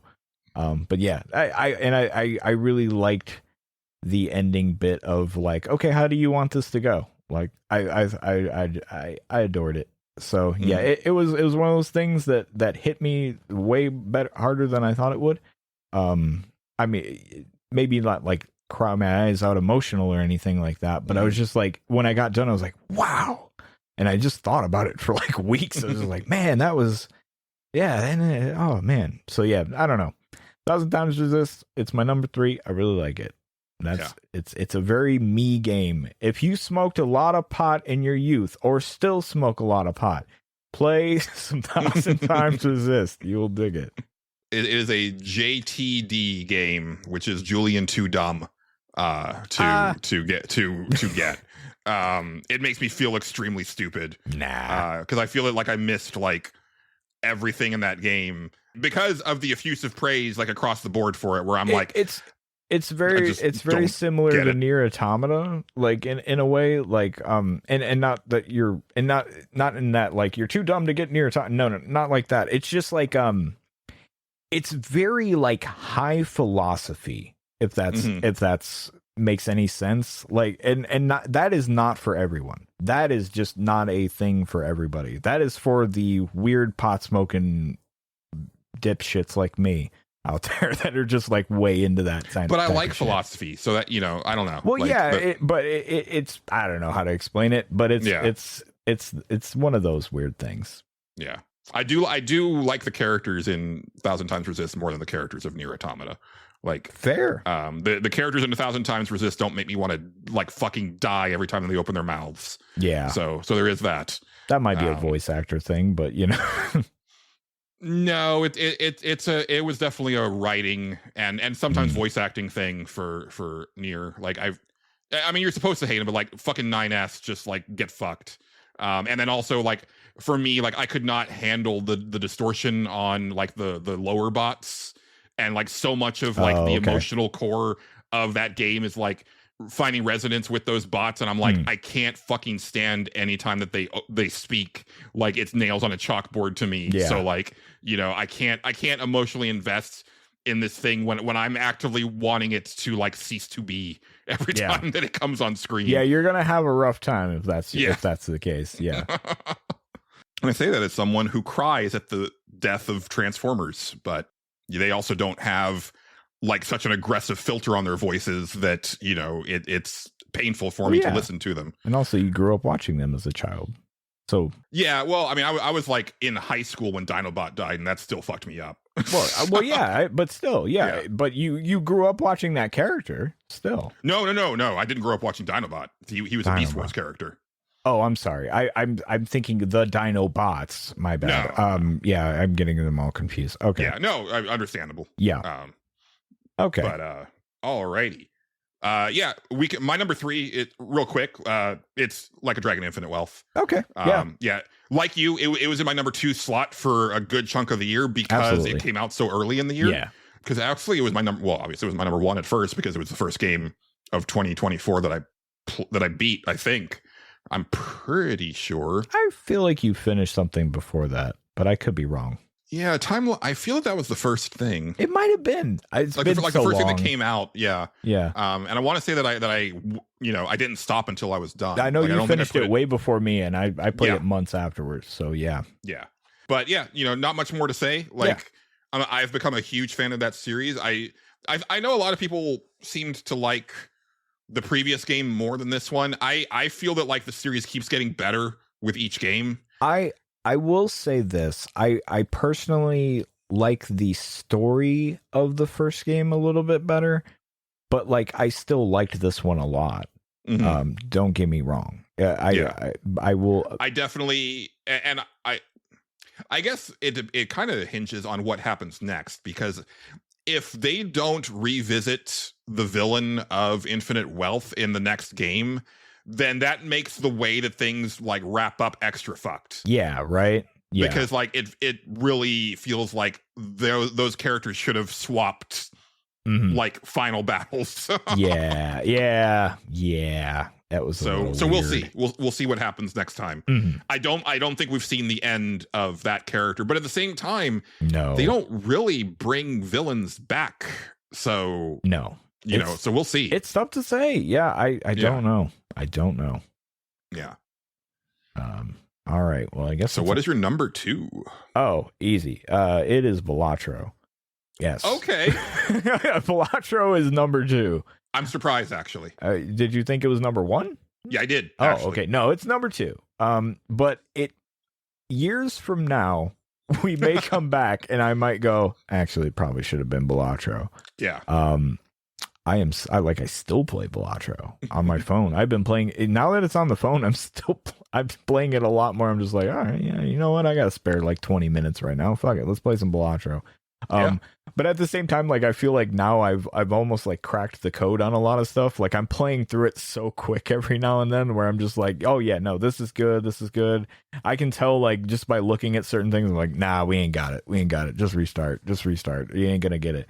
But then again, I'll keep going until I fuck up, because I'm just like, but what if I hit this and this in a row? And like I'm still like finding new shit to do. Like recently I was like, all right, well, I'm having trouble. I'm kind of stuck on this like certain difficulty tier here. Let me switch over to this other deck and let's start messing around with that. And it was like every time you beat a boss, you got a new double tag. So if you skipped a hand or whatever, it would copy it. It would copy the effect. So I started using that to like just get and one time I came across like one that was like, hey, this will give you a free negative Joker in the next thing. So I skipped it and got 2 of them, and I was like, oh, this is really good. Oh, this is fun, and that just like refuels it all over again, and it's constantly like that.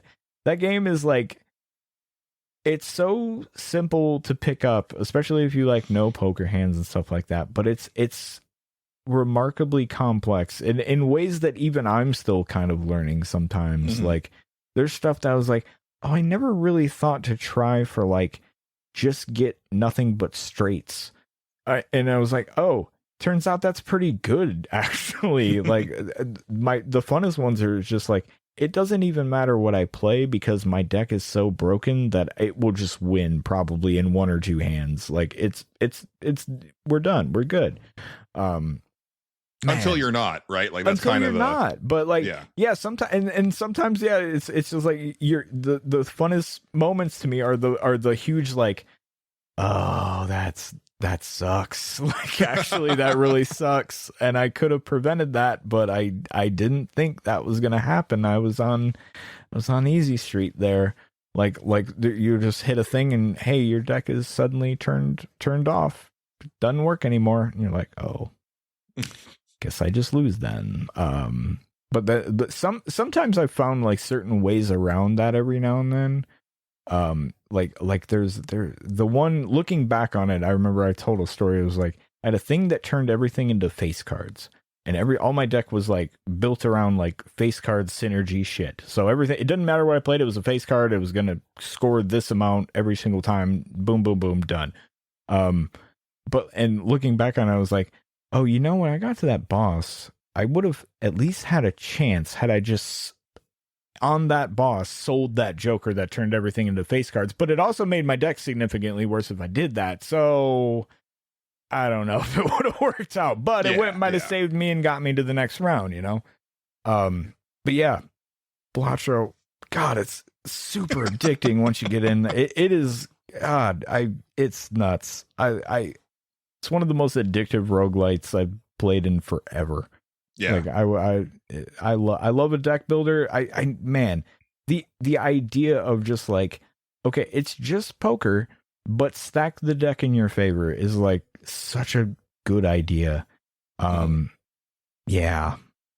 Balatro. I really love this, you know, just like everything around it, as far as like, yeah, just like Vampire Survivors, you know, single dev, you know, puts this game together, takes the world by storm. You know, like that person's life is changed forever, right? Yeah. Like he probably doesn't have to worry about anything for the rest of his life. He basically, the story I remember hearing was he made it like, and thought it was good, but he thought it like only like a handful of people were ever really gonna play it. Like he was kind of making it to just show like his family for the most part, because he thought they would really like it or something like that. And then turns out everybody fucking loved it. So here we are. Great game. Great that I will probably still continue playing it. At some point they're gonna be like, here's some DLC, and I'm like, oh fuck. I'll laugh my ass off of the best bit they could ever pull is like, here's the DLC, and it's one song, it's one new song, and I'm like, I have understood for that. That is one of the other things I know about that game is people are begging for like more music. Oh my god! Yeah, it's in its defense, the music and sound isn't really that important, and a lot of the times you're doing other stuff anyway. So like a lot of Blotcher ones, I have the volume so down low it doesn't even matter. Yeah. But at the same time, like I would like another song. When I was playing it, when it was only on PC and that was all I had, I was like, I would kill for another song right now. I do like what they do with the music though, because like they do a cool like tempo thing every now and then where like distort it and stuff like that. They play around with that stuff, but at the same time, I would like another song, like just just a few maybe. That totally makes sense. Yeah, but God, who cares? It's a great video game. It's so addicting. I don't care. Yeah, Balatro. Good video game. Nice. Well, my number 2 is Indiana Jones and the Great Circle. Wow. Okay. Yeah. All Fucking right. A, dude. Yeah. So I would like to propose something to you to enact this year going forward, which is for us to have an actual cutoff date for games to be eligible for our Game of the Year discussions. We should probably do that, yeah. So that then they can be eligible for the next year. We should probably do that. Yeah. You know what would be an easy thing to do? Set it maybe. I was thinking Thanksgiving weekend is like anything that comes out before like by then. What? We'll have to talk about this. We should like we got plenty of time to we got plenty of time. Go over the details, I fully agree with you actually. Yeah. Because there are times like this where dude, if I had planned on finishing this game by the time we did our top 10 list, and it's just like I said at the time it had that game breaking bug.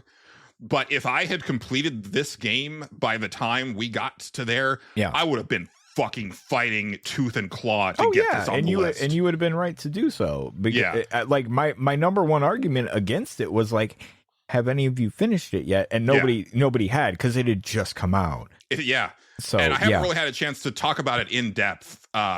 So indulge me a bit. But you're good. This game is top to bottom incredible. I think it gives you that sense of place that again, like those Call of Duty levels I talked about do, and the Hitman series does, where like every environment you really feel like you're there. And with this being in first person, because I remembered when they announced it, I was like, if you went to the trouble of like rendering like a really movie accurate version of Indiana Jones, why the fuck did you put it in first person? Yeah, it totally plays. Yeah, it feels like I'm actually inhabiting the body of Harrison Ford. No, it feels like I'm inhabiting the body of Indiana Jones. Yeah. If I was watching an Indiana Jones movie and I somehow was able to step into the screen, into the shoes of Indiana Jones, but then I'm also getting to do all of the stuff that happens between the scenes. Right.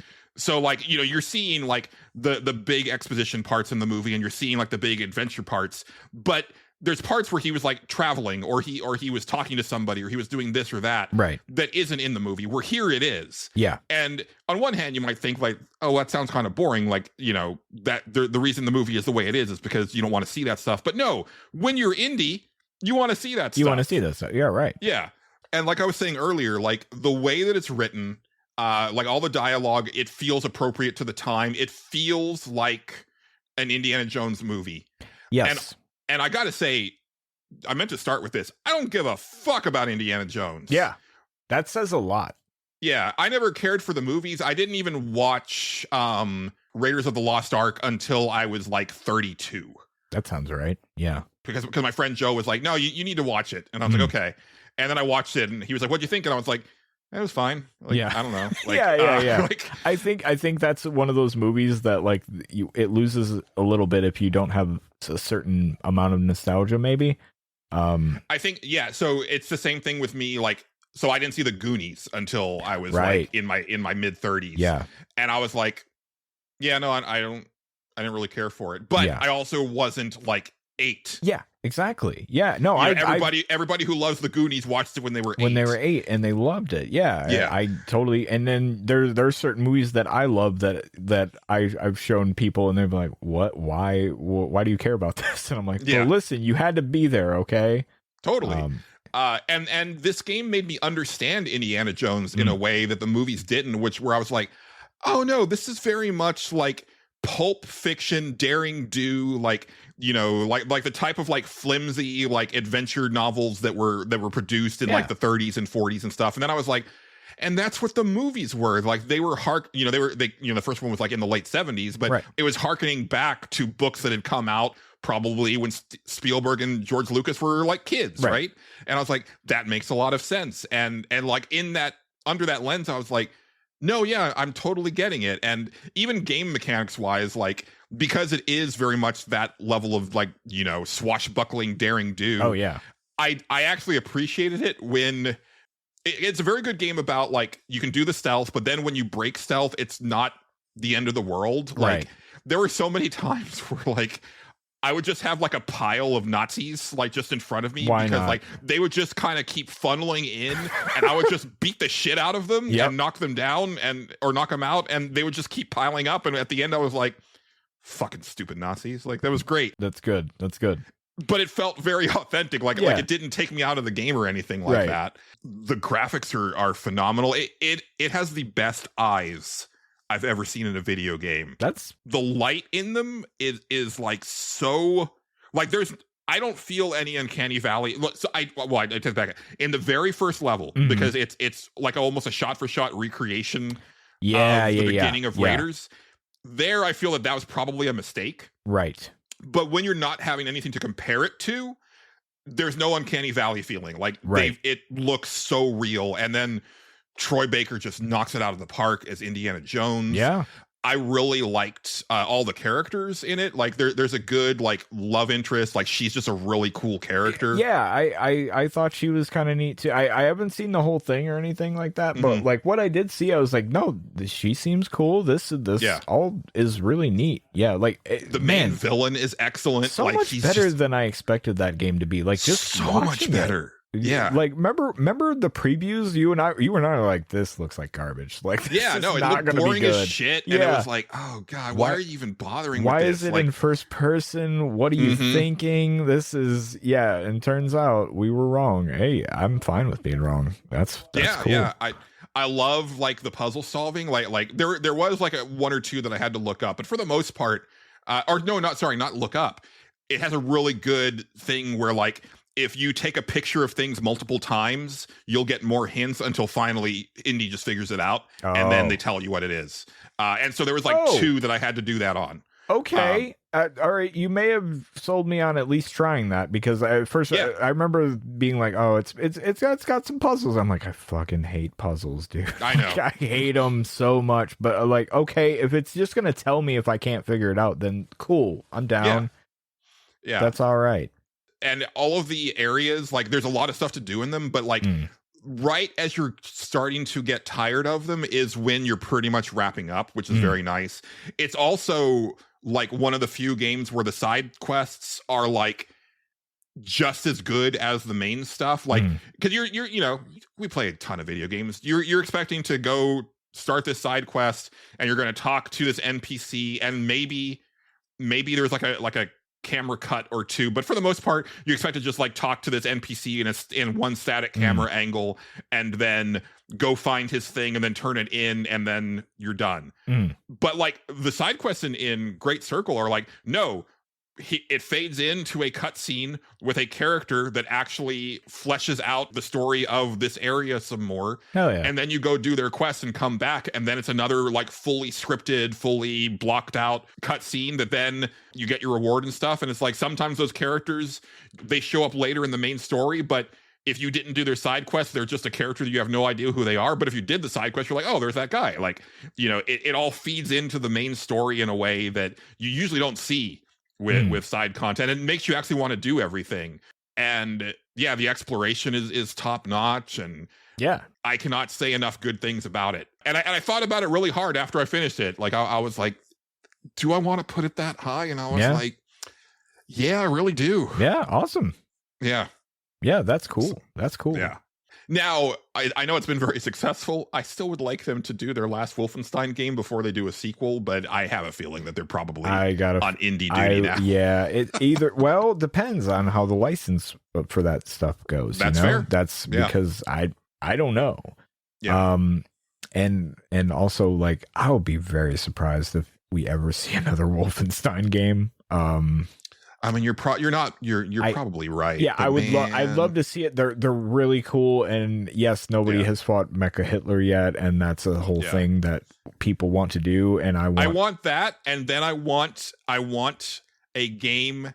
I want a like a crossover game of Wolfenstein and Doom that takes place in hell, where BJ Blazkowicz wakes up in hell and is fighting alongside Doom guy. That'd be cool. Yeah. Yeah. Why not? Fucking go for it. But yeah, I got a bad feeling about that whole franchise. Yeah, especially because that last thing they did was like super. I was just gonna mention that. Yeah. That was I No can't one even liked that. remember. I can't even remember Youngblood. the Youngblood. That's it. Which I was also just conceptually I was upset about because I was like, you're literally jumping that far forward. Like I was hoping to see that in the third game, right? Or And, something. There's and it didn't do very well. And it did not. Probably rightfully so, unfortunately. So yeah, it's tough. But hopefully we do see it someday. But it's hard to say. All right. Are we at number 1? Well, no. Oh. We've got other stuff to do, but before we do that, Justin, I actually needed. I want to check in with someone else. We're back. After a break, and kind of just want to check in with the staff and everything. So, hey, Richard, can you come in? You kind of just wanted to check in with you.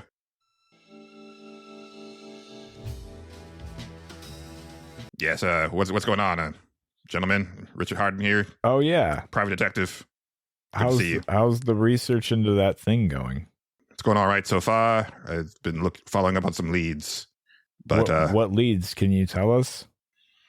Well, nothing conclusive just yet. I've been looking into trying to find the origins of the Phantom and possibly the identity of the Phantom. Okay. I couldn't tell the skinny one and the fat one, but I had no leads. I've been looking for weeks. Couldn't find a goddamn thing. The Phantom was like a ghost or a specter or just something elusive to the world. Took a drag on my cigarette. Had the best poker face in the world. You can't smoke in here, dude. Like, that's not a... No, it's in his contract, Justin, and we've been over this. It's fine. It's Why fine. can't I smoke in here? This is bullshit. Because it's not in your contract. Do I have a contract? We all have contracts. Apparently. All right, sure. Fucking. Yeah. Talk to your agent. Also, he doesn't have anything. Did you hear that? Like I don't know what you're talking about. He didn't say anything. I didn't say anything. I don't know what you're talking about. No, I was sweating bullets. You did. The skinny one seemed to be on to me. Had to get out of here. Well, gentlemen, it's good talking to you. I still have things to do, but what things? Security is good here in the auditorium. You don't have anything to fear. I'll get to the I bottom have a lot of this Phantom concerns. situation. I have a lot of concerns. For now, I'll take my leave, gentlemen. Have a good rest of the night. All right. Yeah. Bye. Stepped away into the shadows. The skinny one is going to be a problem. I might have to do something about him later. But for now, oh cool. I was I'm gonna back on get the case. murdered. That's good. That's fun. That's fun for me. I like getting murdered. What are you talking about? Nobody said anything about murder. Okay. Maybe are you okay, Justin? No, are you it might be. to, like, it might be the nanomachines fucking with me. I'm not really 100% sure. No. Okay. Yeah. I mean, it is a new implant. It is new. But no. No. He says a lot of shit. You don't. Okay. He barely said anything. He. I don't know. I find him to be like kind of. He really plays things close to the vest. Like he doesn't really let a lot out. We need new security. I don't know. Richard's doing pretty good. Okay. We'll see. We'll give him a chance. We'll see what happens. Okay. All right. We'll stick with it, I guess. Yeah. I was wrong about. We were wrong about Indiana Jones. Maybe I'm wrong about this guy. Yes, Richard Harden. Yeah. Private detective. Yeah. All right. Well, before we get to the number ones, I did want to take some time to talk about honorable mentions. Uh-huh. I've got some. I don't know if you have any, Justin. I'll dig some up. Okay, I can go first on here. Yeah, go for it. I'll list the first one because this was the one that was in my number 10 slot for quite a while until Suicide bumped it off, which is Life is Strange Double Exposure. Oh, okay. Yeah. I actually really liked the way that game closed out. I understand that a lot of people didn't like it, and I think a big part of it is that because it is setting up like a direct sequel. But it, like I said last year, the series has never set up a direct sequel, so yeah, I want to let them cook. I want to see, like, if they have an idea for a direct sequel, I want to see what they do with that. And it did something that I was actually curious if the series would ever do. And I thought that was interesting. Again, I think the game is gorgeous. I love all the characters other than the way Max is written, like I've said multiple times. Right. But everything else, I think it's really great, and I really enjoyed like her new power, which also I didn't kind of realize until like I got later in the game. But it's not that her old power disappeared; it's that she stopped using it, and then it kind of atrophied. And the new power is actually just a kind of twist of her old power. Okay. So that was kind of interesting. Okay, interesting. But yeah, I'm a sucker for that series, but I do think that this one was still really well done. And I'm looking forward to seeing what's next. Oh yeah, that's cool. Yeah. You got it. I got more if you want me to keep going. I mean, I can. Sure. We'll go one after the other. I only got. I've got four. Just full disclosure. I have three, so it's good that it'll work out. I think. Shout out to Topspin 2K25, a dumb fucking tennis game that I happen to enjoy. Is it the greatest tennis game ever made? No, it's not. Do I like to play a tennis game? I fucking do. And I had a good time playing this one, and so I will mention it here. Yeah. Is it without its quirks? Absolutely not. But I also liked the dumb golf game that that 2K put out, and that thing was, it's kind of the same concept, I guess. I like it. They're even like built the same. All the loot bullshit, and you gotta be here at a certain time and a certain day to get this loot. And I'm like, all right, well, I'm never going to get everything, but I'll get what I can while I'm here. Like, it's on Steam, and I'm constantly looking at it because I'm like, well, it's 67% off right now. I mean, I could just also have it on Steam and play tennis every now and then. But then I'm like, that's ridiculous. You don't do that. You and I are beginning our 6th year of podcasting together, and somehow I am always surprised when the sports game gets its hooks in you because it happens every year. Oh yeah, no, there's always one. At least I grew up playing those, like, and I really, there's still a part of me that enjoys them to some degree. Like, I know how, like, it's surprising, probably, especially to you, but like, I can watch sports and know stuff that's happening and tell you rules and shit, and like know more. Like, there's certain spots where, like, in an American football game, that I can sit there and go, that's zone defense. That's because this guy did this, and this, and people are like, really? What the fuck? Like, the amount of times I've explained how offsides in hockey works to your average person is staggering, because I learned a lot of it from video games. But yeah, like, no, I do find a sports game entertaining because, like, they have dumb career modes and shit, and I like that stuff. Yeah. But yeah, 2K25, or what Topspin 2K25 or 24, whatever the fuck year it is. Topspin, that one, it's good. I enjoyed it. It's not perfect. Like, any negative review it gets probably deserves it, but yeah. And the loot shit is not super great, but like, I just had a fun time playing the career mode in tennis. I can sit there and hit the ball back and forth all day and have a great time. Yeah, that's that game. So my next honorable mention is the most recent game that I finished, and it's a game that I ultimately decided not to put on my list because it is so close. But if I had played it when I bought it, I think I also would have fought. Like, I think I would have come really hard against either Prince of Persia or Flintlock to get this on the list. Yeah, those two. Which is Alone in the Dark. Oh, interesting. Okay. And it's funny because I didn't have any interest in it when it was announced, because I was like, I've never liked the Alone in the Dark games that I've played. And then they released a demo before the game came out, and I really loved what I played of the demo. But then when the game came out, it reviewed really poorly. And so then as we were getting towards the end of the year, I was like, I actually bought it on a sale, but I was like, okay, I don't need to focus on that one. Like, I don't think it has any chance of getting anywhere near the list. So let me focus on stuff that actually does. Dude, I fucking love Alone in the Dark. Nice. Okay. I think it is an excellent survival horror game. And I honestly think it's one of those things where, like, if it was called Resident Evil Alone in the Dark, people would be viewing it very differently, because Probably. like a lot of the stuff that I've seen people complain about it, like combat wise, I'm like, it feels about as good or as bad as the recent Resident Evil stuff, which is that it's fine. It's not going to blow you away, but like, that's also kind of not the point of a survival horror game, in my opinion. Right. I think it's really expertly paced. I think it's gorgeous because the setting is interesting, because even though it's called Alone in the Dark, a lot of the game takes place in the like afternoon, early evening. So it's these gorgeous like light beams streaming through the windows of this mansion that you're in when stuff like at certain points. But it's also one of those games where you open a door and all of a sudden shit's off the, you know, just going crazy. Yeah. And it happens in an instant, and all of a sudden there's monsters everywhere. Right. And not necessarily in a jump scary way, more of just like I'm in a different plane of existence now. What's going on? Right. And it's set in like the 30s, which is all, you know, it was kind of interesting playing this right after Indiana Jones. Right. Yeah. And I think it's really well written, and one of the few horror games where I was super invested in finding every little bit of lore. And there's these bonus items that you pick, bonus collectibles called lagniappes. It takes place in New Orleans.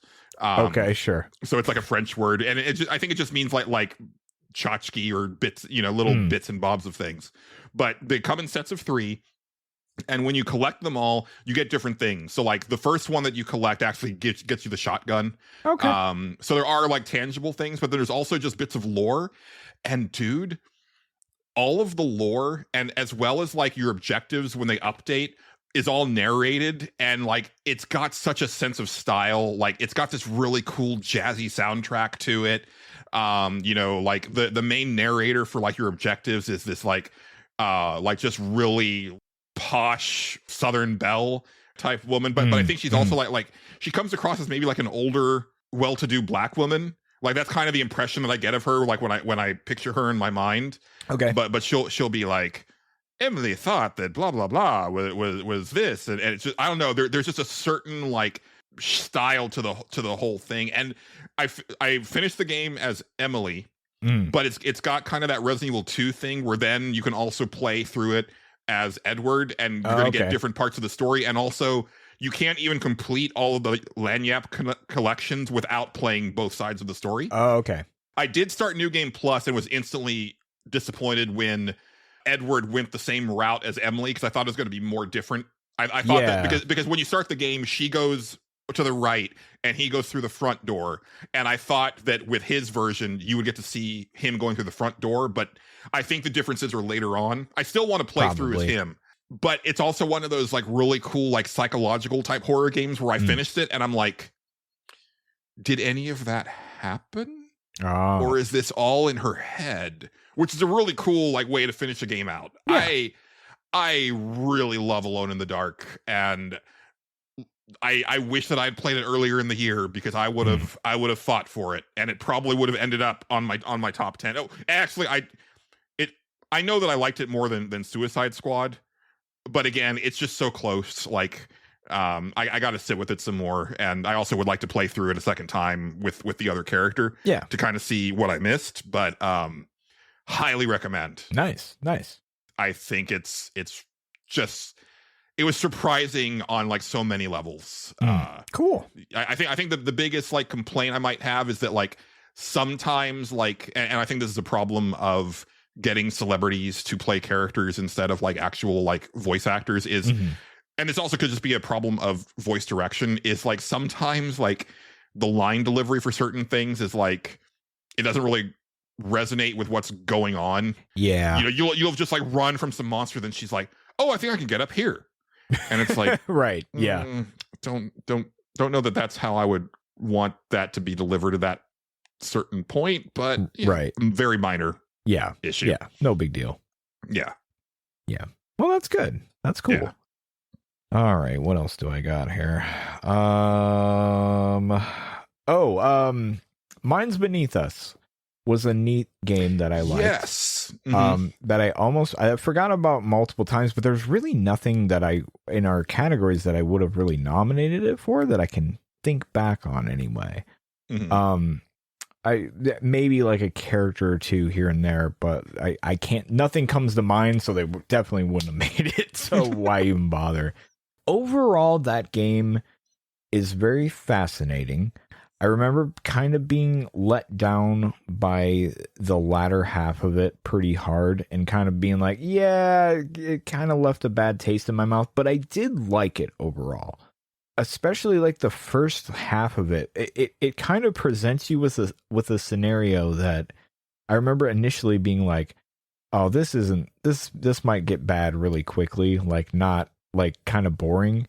And then I super got into like the office politics portion of the program where I was just like, oh no, this is actually kind of cool. Like, oh, I like all these little knuckleheads, and like, and it kind of presents it like there's two sections of this office. One of them is doing the grunt work and basically hooking people up to become electricity.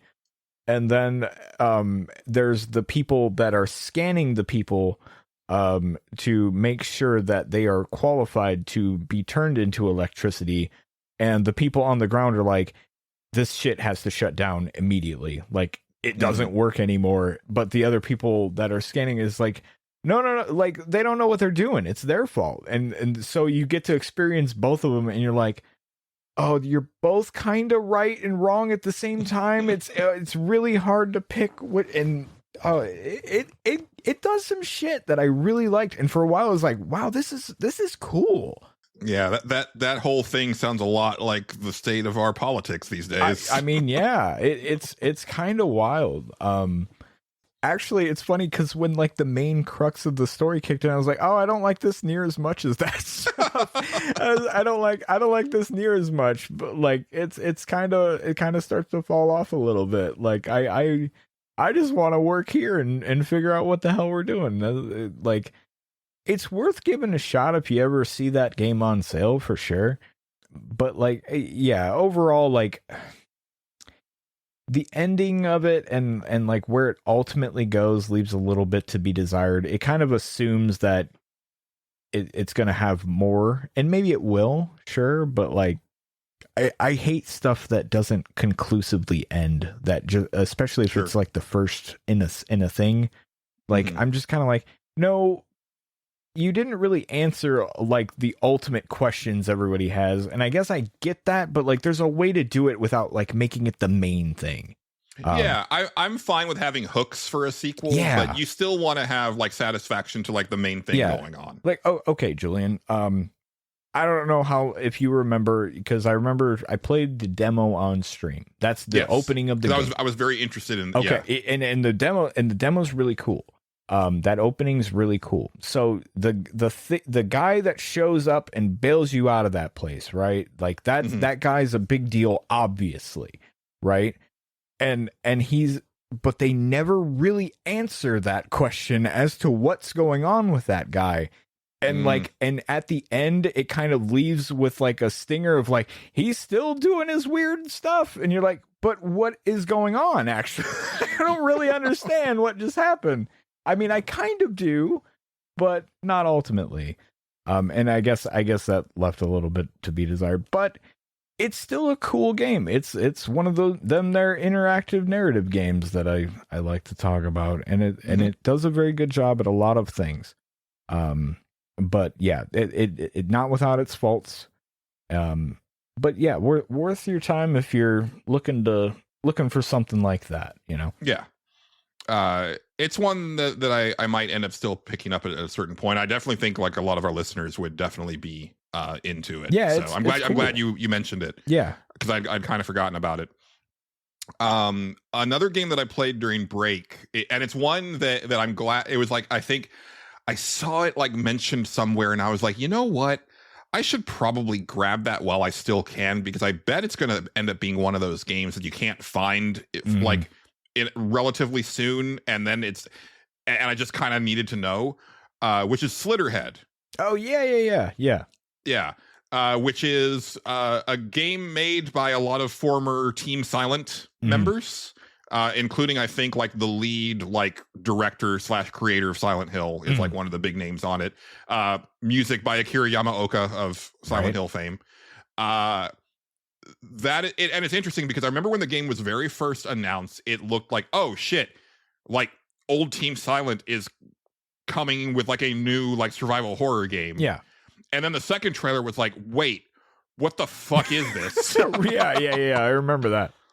And then even when I sat down to play it, it was not what I was expecting at all. And I am going to go into a lot of detail here because I find this game fucking fascinating. And I think it's great, even though it is janky as hell. And so I'm going to get that out of the way first. So it is one of the ugliest looking games I've played in a while. Okay. As far as just from a sheer character model perspective. Understood. I think the game's got excellent style. I think the environments like nail what they're trying to go for, which is it's set in I think it's actually supposed to take place in like the 90s.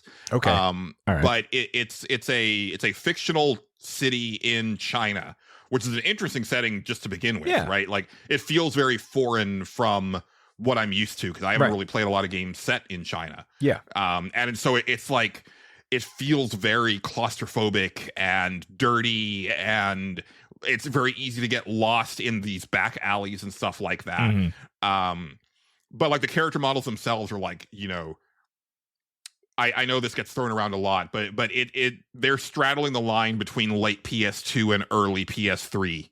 Ooh, okay. Quality.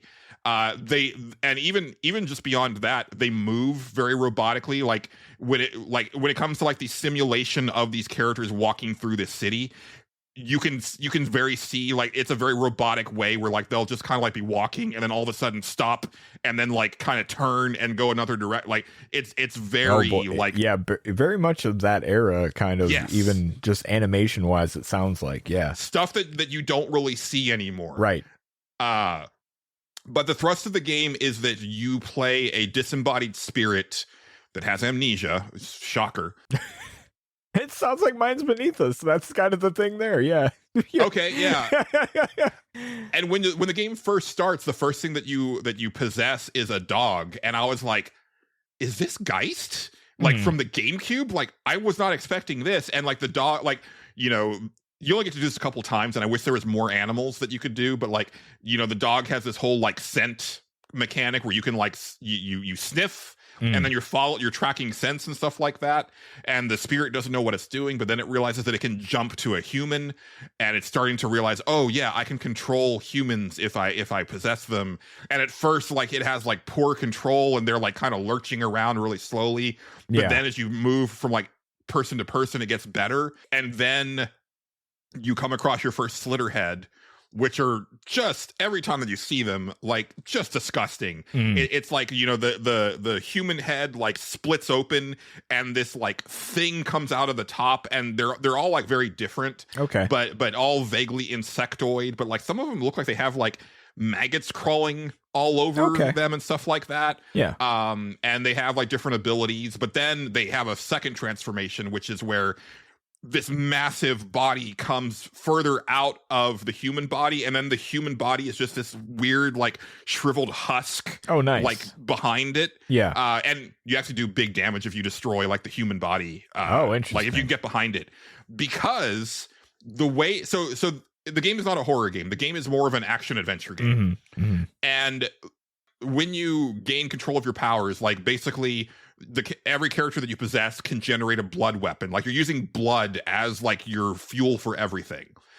It's your health and your the way you use abilities and the way that you attack. Okay. So most of your regular people, they'll just generate like a blood club. And you have melee attacks. It's got a really cool parry system where you'll see an indicator where an attack is going to come, and then you flick the right stick to meet that attack. And once you get into the zone of it, it's actually really cool. And like you'll start like, it's like up, left, right type of thing, and you're like getting these patterns down. And if you get really good at it, you'll actually go into like a witch time type of thing. Yeah. Where you can do like big damage. And I didn't realize this until later, but because the game very much wants you to not stay in a body very long. Okay. When you possess somebody in combat, they get like a bonus to damage and health for a short time. So it's a thing where you want to jump to somebody, get some hits in, jump to somebody else, and kind of move, so on and so forth. And also, when you're in that like witch time mode, you get more time if you hop to somebody. Okay. So if there's a bunch of people around, you want to hop to like each of them and let them get their hits in. So that's like the core thing. But then of course, like you start to meet rarities, which are the actual main characters of the game that have like special abilities and their own unique blood weapons. Like the first person you come across is this like convenience store clerk named Julie. Okay. And she's got like these like blood claws that are sort of like, it makes her look like Lady Deathstrike. Okay. From X-Men. And a lot of her abilities that you unlock are like healing based, which actually it's really cool because it plays into the overall theme of the story, which is how much do you value like human life? Because as a spirit, you're just using these bodies as husks basically, right? And there is a character in your party who he just cares about hunting down the slitterheads, and all of his abilities do just shit tons of damage, but they also do a lot of collateral damage. I see. And they actually like will just be killing people left and right. And you'd want to avoid that because you want to have more bodies to jump to if things get dicey. Right. But also you kind of just don't want to like just be killing people indiscriminately. Yeah. But then it has this stuff where it's like, so you're trying to get from point A to point B, you're like trying to find like mysteries and stuff like that or get information. So you'll like, it's like, oh well, that person is like behind this gate, oh I can just possess them through this gate and then move on. Right. Or oh I can't go into this back area because I don't have clearance, but that person smoking in front of the back door does. Yeah. So I'm gonna become them. Right. But there are like, the spirit can't go through walls and stuff like that. So like there's times where it's like, I need to find a way to like I need to get visual access to this open window because I can go through that open window, but I have to get the right angle on it. And then there's like chase sequences where you're chasing down a slitterhead, but it's like, but I can just jump to the guy that's ahead of the slitterhead. Yeah. Right. And I don't know. There is so much cool shit going on in this game, Justin. It sounds neat. And it's got a really interesting story because like, you're trying to figure out what the spirit is, where it came from, what it's doing with the slitterheads. But there's also a time loop element. Okay. Where you realize that you can go back in time, but you only have like basically 3 days that you're operating in. Okay. That also plays into like a lot of the game mechanics where you're actually like, you'll go back to previous levels where you completed, but now it's like, okay, but I know that slitterhead is going to be here when it killed that lady. So let me see if I can save that lady. And then sure enough, not only do you do it, she's also a rarity. So then she joins the cause. And a lot of the story is done through conversations between the spirit, who he gets the nickname Night Owl. But the funny thing is that like, okay, on one hand, you can tell it was done because this game was made very cheaply. So there's hardly any voice acting in the game at all. Okay. But the interesting thing that they do with Night Owl is that when you first start the game, anytime that he speaks, it's gibberish. Okay. But then the more that you go through the story, he starts saying actual things in English to kind of denote that he's kind of like understanding humanity and stuff like that. But the funny part about the execution of it is that there's only a handful of lines that he ever says, and it never really like correlates to anything. And some of them are very funny. He'll be like, "Yes, I believe, and we will," and it's like just apropos of nothing, and he's like, Good, excellent. he's like, I'll see if I can, but I don't know. And he said, but the thing is, he'll say it like sometimes 3 times in the course of like one conversation, because it's just like random stuff that's being said. Mhm. It's very funny, but it's also just like a really interesting story, and the combat is really interesting once you get into it. Yeah. And the shit going on with the Slitterheads is also not what you think it is. Mhm. There's a lot of stuff going on with Slitterhead that is really cool. Okay. And I loved it. Yeah. It is the epitome of like a 6 out of 10 game that is like a 9 out of 10 enjoyment. Okay. All right. That Yeah. sounds cool. So I highly recommend it. Just keep in mind it's jank as shit. Yeah. And it, you know, it's got a lot of issues, but if you can get past those issues, like there's a really special game in there. Yeah. Yeah. Yeah. And you know, again, 2024 is really good about that. Like I think same thing with like Outlaws, Suicide Squad, even a little bit of Alone in the Dark. Like, you know, Yeah. they're games that are like either not 8s or 9s, Mhm. but still like well worth playing, and games that I'm really glad that I did. And Yeah. it really felt like a like almost like it feels like the middle is starting to come back in a way as far as like middle tier gaming. Yeah. And you know, as one last selling point, Slitterhead's $50. It's not trying to go for like a full price thing. That's all So right. Yeah. yeah. Did you have another one? 'Cause I I've have got one last more. I have one Okay, last good. one. Cool. So it works out perfectly. Yes. And that is esports fucking Godfather. The fucking Oh, part's right. not in there. Esports Godfather is a dumb video game. Boy, is it dumb. The game it reminds me the most of personally is Idle Manager. And God, did I love some fucking Idle Manager. Yes, you did. It reminds me so much of it. Like everything down from like the team composition, even just like the artwork that they use for like the team members and stuff like that. Like so much of it reminds me of that game.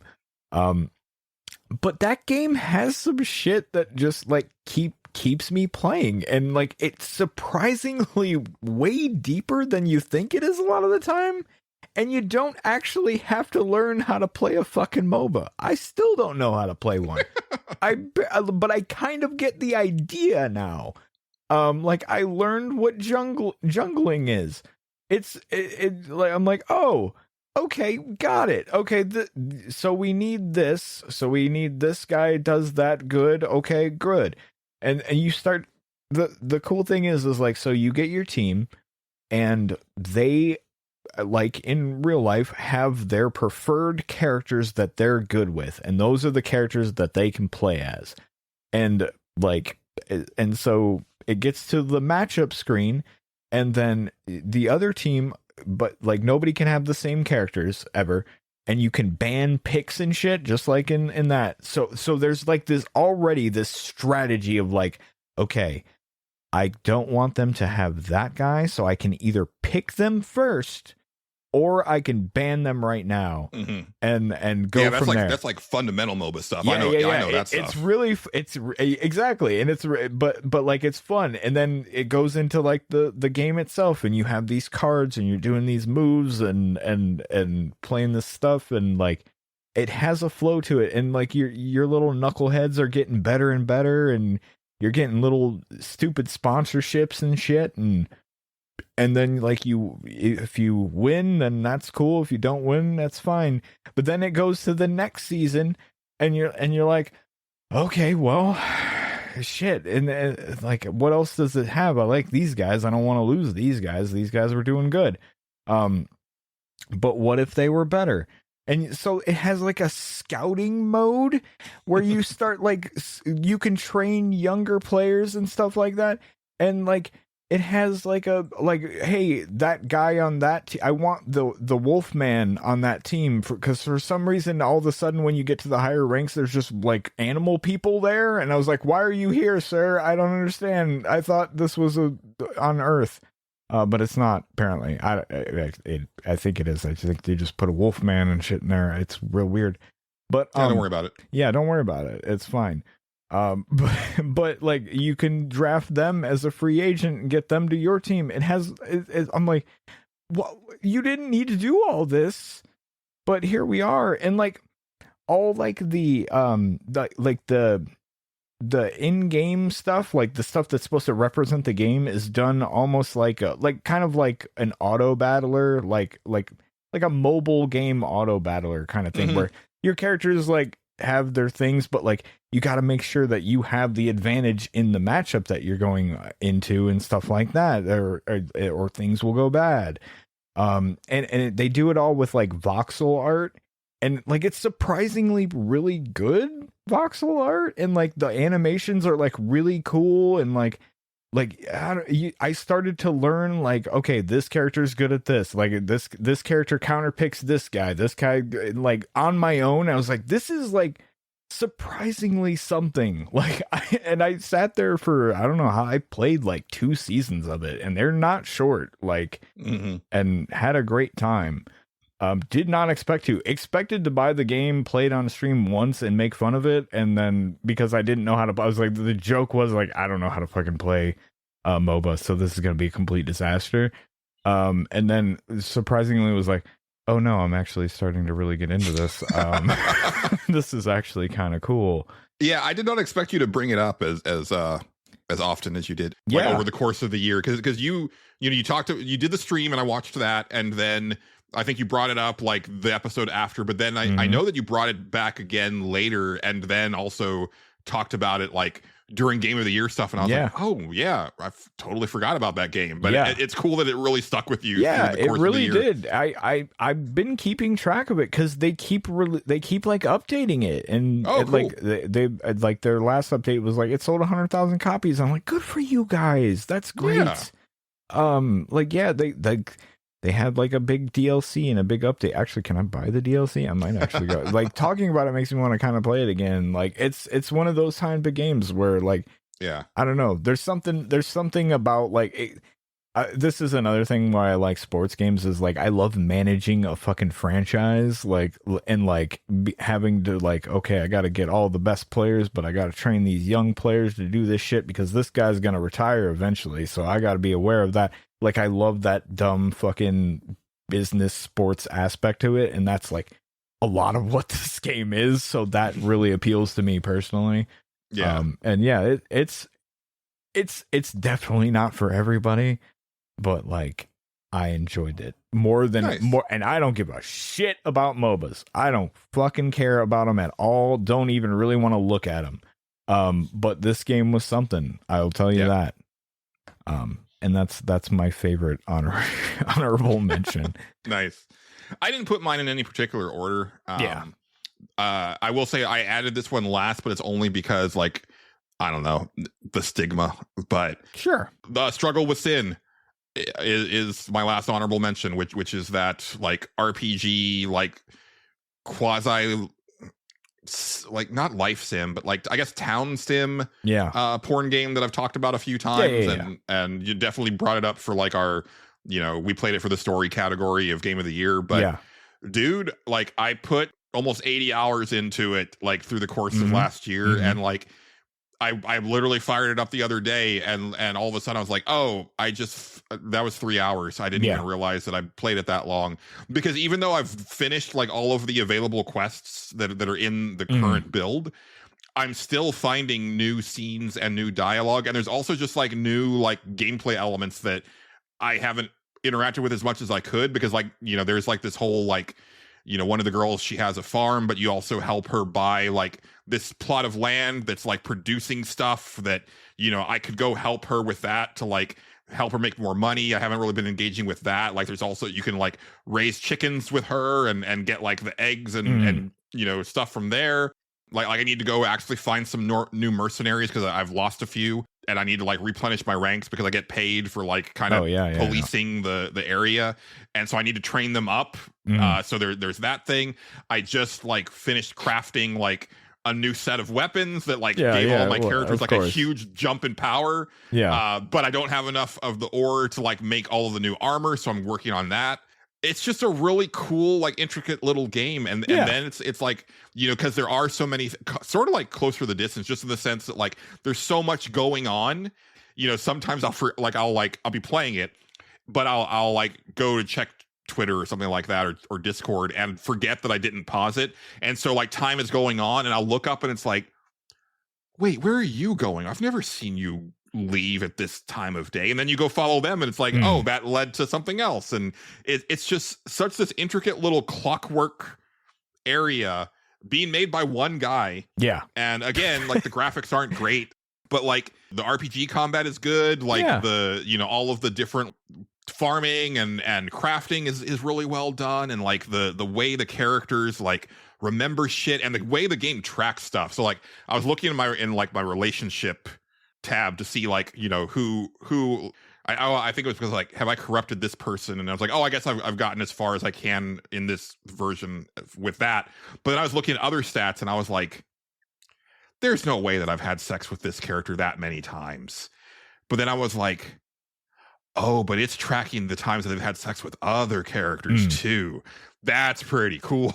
Like, you know, just because like it's part of the game that you can turn off, but it's like, as I've said, it's like, no, I think it's kind of bullshit in these games where it's like all for me, none for you. Yeah. Like, you know, like I just think it's dumb, but kind of, and also the way that like certain characters, like their dialogue will change based on like how, if you neglect them and let them go fuck around and then like, you know, you'll go catch them and they're just like, yeah, I don't give a shit about you anymore. Like you like, if you go show them attention, they'll be into it. But like, they're just like, no, you didn't have time for me. So, you know, this guy feels really good too, so fuck off. Like, it's like really elaborate and really cool. And like, they just released a new like update today, and I'm like, do I want to download that one or do I want to wait for another update? Because like, you know, it's one of those things where it's like, now that I'm all caught up, it's like, you know, I kind of don't want to just like play it in like little bitty like increments. Like I want to like see, you know, play when like a big, like the next really huge thing is there's a whole other town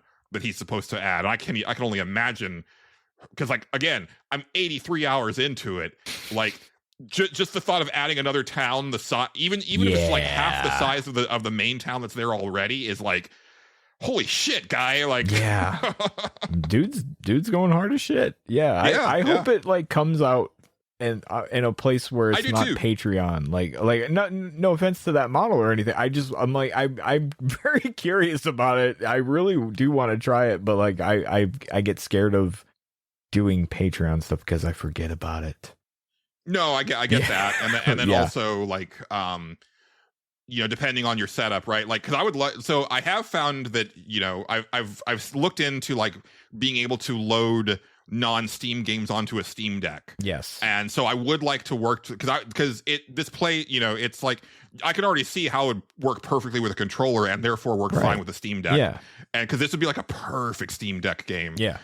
And yeah, I have a feeling he'll probably never be able to release it on Steam because like, even though like your character isn't doing any like, you know, family type stuff, there are like 3 ways with him and like a daughter and a mom that happen like that's like, oh, Julian, there's, you know, far that's like worse more often Steam. Than you would think.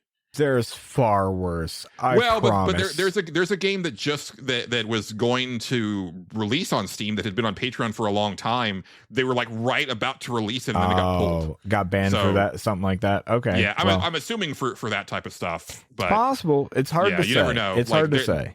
They are kind of inconsistent with. They're very. You can sneak shit by on there. It's weird. So yeah, it might have actually hurt that game because it probably had some hype if it was on Patreon and stuff like that. Yeah, it's a pretty successful one of those. So yeah. I mean, even if it comes out for like a paid like itch.io type thing, I'd be super down for that too. That'd be fine. Yeah, that's probably the best bet for this one. Like one. Yeah.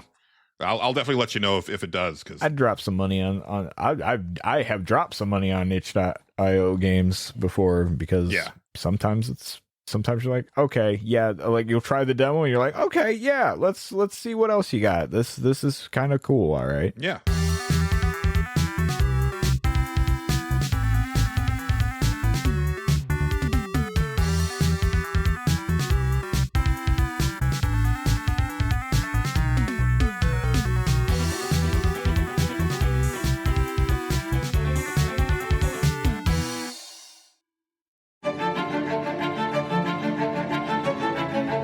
And now, Video Game Masterpiece Theater, with your host, Thaddeus Whippleshire.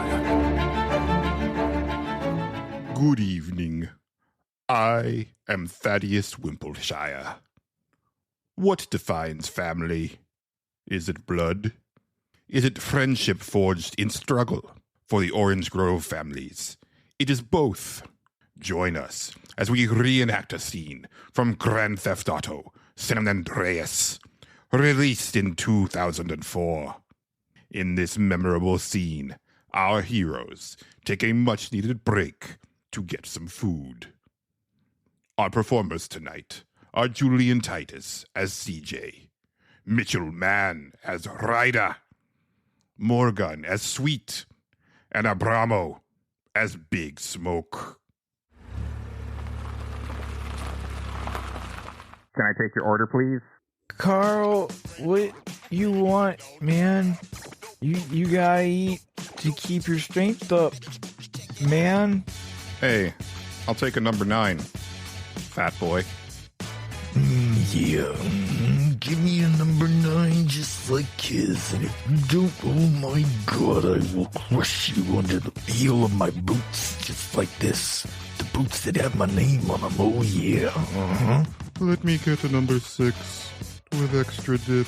I'll have 2 number 9s, a number 9 large, a number 6 with extra dip.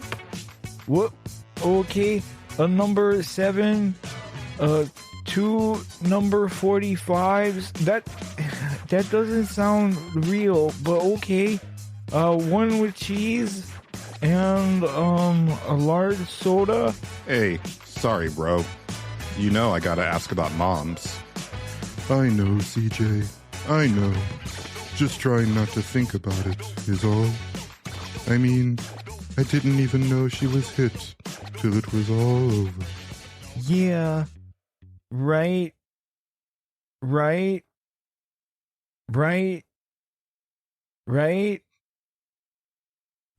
is there so many dashes in this line, man? Let's eat. This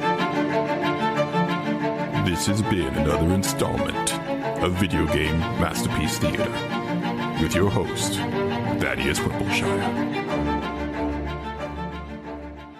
Is that it for honorable mentions? That's it for honorable mentions. Justin, before we reveal our number 1s, our shocking number 1s that nobody has guessed. No, nobody's guessed it.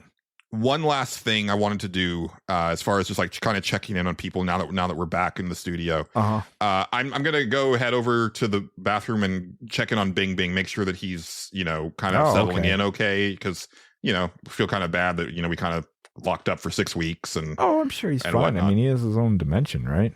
I mean, he does, but like I don't feel like it's probably connected to our time and space, but I mean, I just don't know how it works, honestly. That's fair. Probably need to sit with him and ask him stuff like that. Okay. Send him my regards. Will do. Yeah, okay. I'll be right back. Yeah, all right. The fog door's all, it's just like it was. Just step through. Ooh, oh, man.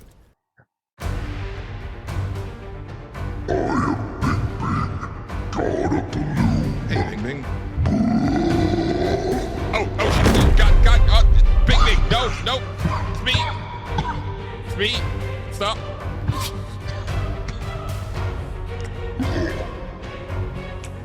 Oh, sorry about that. Yeah. Hey, the roar really took a while out of me. Give me 1 second. Sure. You almost took my head off with that move. I'm sorry, bro. Hey, how's it going? Not bad. I guess I should probably, I probably should have said I was coming in, shouldn't I? Like before I came in. Maybe best to announce that a little bit. Yeah. I usually just assume it's just a random adventurer who comes through and, they're gonna try to hit you with a sword and shit. Yeah. Not into that. No, I get it. Yeah, my bad. I'll remember that in the future.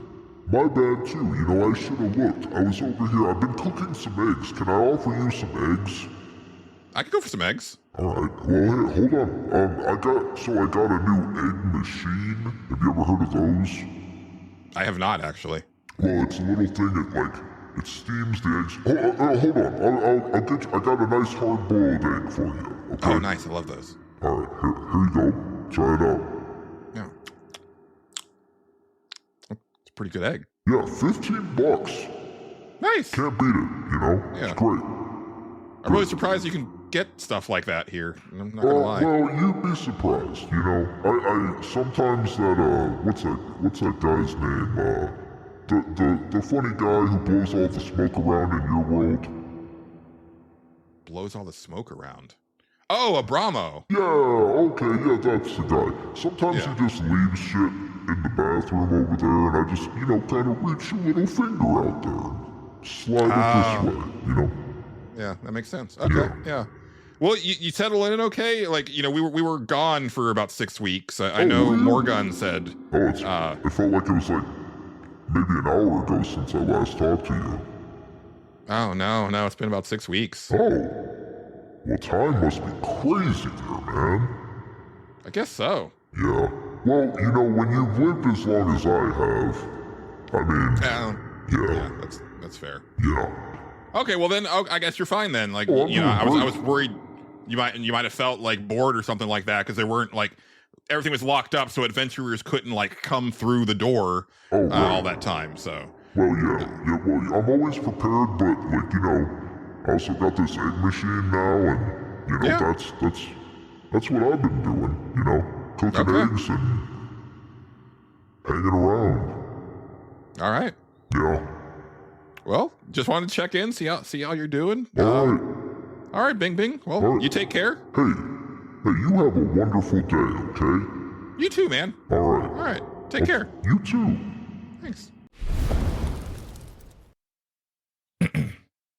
Hey, Justin. Oh, hey, how's it going? Pretty good. Yeah. He's fine. Oh, okay. That's good. Yeah. I was just a little worried, but apparently time flows differently over there. So yeah, he didn't even notice we were gone.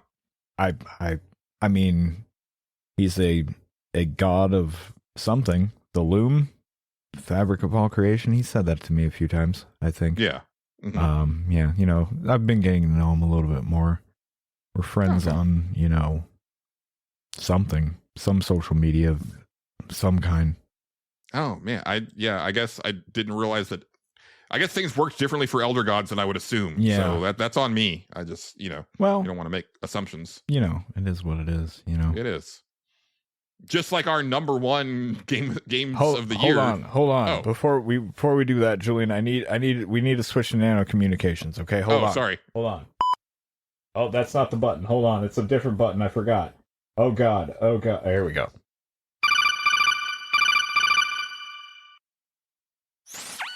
Julian, listen. So our number one's Unicorn Overlord, right? I mean, that's what it is. No, yeah, obviously. Okay, yeah. All right. How do you want to like not? Do you want to like do a whole thing? Are we gonna try to like sync it up or anything? You know, nothing. Just you know. No, I don't think we need to make a whole big deal about it. Like people know. Like, okay, I mean, yeah, all right. It's pretty obvious at this point. I just thought I'd ask. Okay, all right. I'm all right. Out.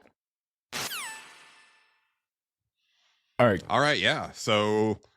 Our number one game of 2024, shocking no one, Unicorn Overlord. Yeah, it's Unicorn Overlord.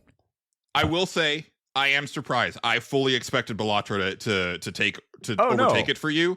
I knew that you liked Unicorn Overlord a lot, and because even going into our top 10 with like the group, I thought I was going to have to fight a little harder to get Unicorn Overlord into the number one spot because I knew that you liked it, but I didn't know that you liked it enough to agree with me to get it into number one. Oh yeah. But I didn't expect it to hit number one on your list. I'm not 100%. Yeah, no, it's been my number one and really hasn't left there. And I even said it on that. I was like, my number one and our number one and number two was Unicorn Overlord, and then was Belatra number two? It was Belatra 2. Belatra was number 2. Fucking that's my exact 1 and 2. I fucking won. Unicorn Overlord's the most fun I had playing a video game all of last year. Nice. I just really expected Belatra to overtake it for you. No, especially between end of the year and when we came back. And maybe a year from now I'll feel differently, but I don't know about that because like I look back on Unicorn Overlord and I go, I could go for that again. Absolutely. Me too. You know, like it's it's one of those things like I got to put it down for now, but like I will definitely play that game again at some point because it was really fun. And there's a lot of stuff that I like didn't really do or didn't try out or whatever. There's probably infinite amount of shit that I could mess with, you know, and tweak. Yeah, like I would love to mess around with like completely different like unit compositions. Yeah, that's what I mean. And yeah. And it's funny too because like it's a game that I love so much that like I saw the collector's edition was like on sale somewhere again for PS5 and I was like, man, there's a part of me that wants that just to have it, but like I'm at a point where it's like shelf space is at a super premium and like it's just a bunch of like bulky shit that I don't need. I thought about it too. I can't remember what was in it, but nothing really like appealed to me that much. I did buy a hard copy of the game though. Yeah, absolutely, 100%. Like, which I don't do unless I really feel I need to or want to. Yeah. And yeah, no, I totally bought one for that. Yeah, Unicorn Overload is a really fun game that I didn't expect to like as much as I did. I guess I expected to really like it, but I remember seeing the real time strategy part and being like, I might not get into this part of it because I remember in 13 Sentinels that being like fun and okay, but not like my favorite part of the game, right? So I was worried, but it turned out it was really good and really fun and all the unit stuff was a blast to put together. And like, yeah, I really loved it. Yeah, my thing going into it, I was in the similar boat. I was like, I like 13 Sentinels and I like what I've seen. Like, I think the game looks gorgeous, but when they said that like, oh, you don't really have control of your troops, like the battles just autoplay, I was like, man, I don't like that idea at all. Yeah.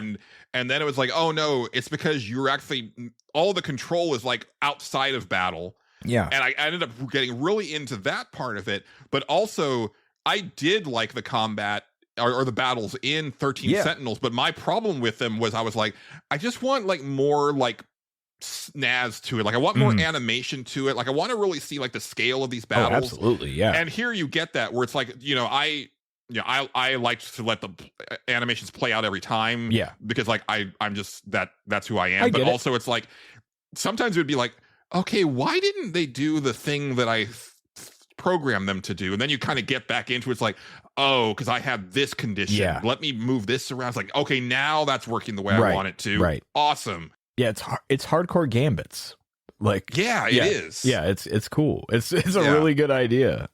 Loved it. And I wish that Ogre Battle was available like on modern hardware or like on Steam, because now I think I would actually enjoy that game, because I hated Ogre Battle when I played it back in the day, because I did not understand it at all. I have a suggestion for you, and it's one I mentioned a long time ago, but its inspiration is Ogre Battle, and that is let me go continue with what you were saying though. I'll remember it here in a sec. More, it's kind of just more of what we've said like just over the course of the last year, right? Because I mean, this game did come out early in the year, but there's few feelings as great as just like grokking the ins and outs of that Gambit system, and like the way the equipment plays with it, and like partnering units up in a way where once you've got it, just so like basically like you can make it to where like, as long as I don't encounter this one type of thing, these guys are solid. And even if we encounter that one type of thing, we're probably going to make it out we'll be okay. We just got to get away after that. Yeah. Like I'll just have to heal up afterwards. And, I definitely made liberal use of my items in that game, and I'm glad that I did. Oh, yeah. I'm glad that I'm breaking myself of that item hoarding mentality with RPGs. Like it makes games a lot more fun. I think a lot of that for like people around our age that played games, started playing games when we did, in the generations that we did, was like a good thing to do in those days sometimes, because you would get to bosses and just like die. Yes. and it was a little unforgiving in that aspect. But now we've learned a lot about video games since then, and how to maybe design them and make them a little more evened out, I guess. So, I mean, it's that, but it's also, it's like, my mentality is like, they put these here for a reason. Yes. And like each game is going to have like its super duper stuff that's like hard to come by. Yes. But I'm also at a point in my life now where it's like, if I'm like deep into this boss fight, and things are like really bad. And this turns the tide. Yeah, I'm gonna do it because Yeah. like there was I forgot what game was there was a game that I played, and I don't remember if it was it Fantasian. I don't remember. I had gotten like a super duper item that like, oh no, it was Persona 3. Mhm. It was like the item that like refills everybody to full, and it was like a boss fight, Mhm. and I was like, man, I just got this. I don't want to use it already, but it was like, I don't want to do this boss fight again. Yeah, for sure. I was like, okay, we're gonna use this. Yeah, for sure. Okay. The game that I'm going to suggest to you is one, like I said, I played this before. I think I even had it in my top 10 at one point. It's essentially Ogre Battle meets Fire Emblem. It is called Symphony of War: The Nephilim Saga. It's on. You can probably play it on Steam Deck. Okay, I do remember this one now. Yeah, Yes. definitely look into it. If you like the troop formation stuff and stuff like that, like it's essentially Fire Emblem, but when you get into an actual like encounter, instead of the character versus character thing, it's an entire troop versus an entire troop. So like it's kind of and it's essentially you're setting up formations and frontline stuff. It's very similar. It's maybe not like as deep as the troop stuff in Unicorn Overlord, but it's still really fun. So Nice. I definitely recommend it to you, especially. Like, you should try that. Yeah. I really liked it. Nice. Yeah. But anyway, Unicorn Overlord is a fucking delight. And then it was like, and now there's dating, and I'm like, yes, this game was made for me. I guess I just enjoy dumb shit like that. Especially my favorite, especially when there's a thirsty elf that's like, hey, you can get married now. Yes, it's my favorite thing. Because it's just so like okay, like they reveal that little bit at like, it's like, okay, I think this is the dating thing, right? And it's like, oh, this is the dating thing. Yeah, that was the look. Got it. Okay, understood. Established. Yeah. Yeah.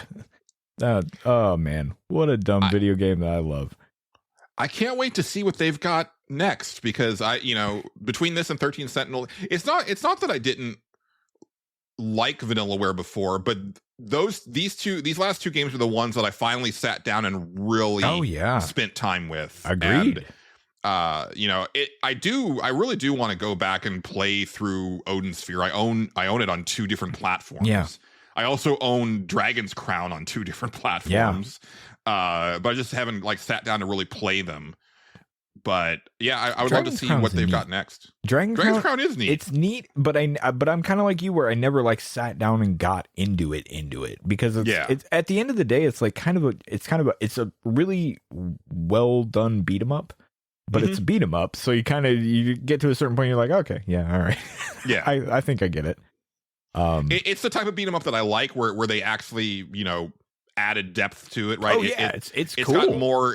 It's got more in common with Guardian Heroes on the Sega Saturn than it does Final Fight or Streets of Rage. For sure. But but I've never sat there and been like, oh man, I'm so into Dragon's Crown right now. But like, I played it for like a couple hours or whatever, and was like, okay, yeah, that was pretty good. I like that. Yeah. But yeah, the 13 Sentinels and Unicorn Overlord, fucking love those games. Yeah. So yeah, I'm curious. I'm curious where they'll go. Like, it's funny because I think 13 Sentinels, its best aspect is its story, and then Unicorn Overlord's best aspect is like, obviously the other stuff. Like the other one's strength is the other's kind of weakness in a little bit. Yeah. But what if they made a game that had both really strong? One of these days they'll do it, and then I'm like, all right. Yeah. And then everyone will hate it anyway. I don't know. Yeah, man, I think the big bummer about Unicorn Overlord is like it really got just completely passed over by so many people. Oh yeah. Like just really ignored in a way that 13 Sentinels did not. No. Like, people talked about 13 Sentinels. Yeah, and I think it comes down to like Unicorn Overlord is a really cool game, but like it's it's sort of niche in a way, like, you know what I mean? Like, it's focusing really hard on a thing that not everyone's going to get into. Like, people like you and me get into it, and, you know, a lot of people, you know, maybe listening to this get into it, but it is ultimately kind of niche. Whereas, like, 13 Sentinels is also a little niche, but the story of it keeps people invested a little bit more. And so I think that's because it was like all of sci-fi in like one package, and it's like, so even, and to be, because like there's definitely, you know, with a lot of like the video games media in the West, like especially like podcasts and stuff like that, or people that work at outlets, like there's always been, well, not always, but especially in the last like 20 years, maybe more like 17, 18, like a real like resistance to like that weeb shit. Yes. Right. Like, so anything that looks like anime style, like real, like it just automatically gets like judged or like put off, like shunted off to a corner. Yeah. Where, yeah, again, like even though 13 Sentinels is like super anime, like with the art and everything like that, the story is just like, so what the fuck, and so sci-fi based.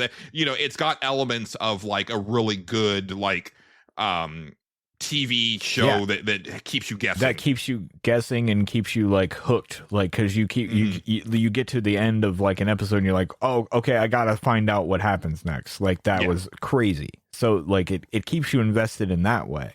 Whereas Unicorn Overlord lacks that aspect in the story.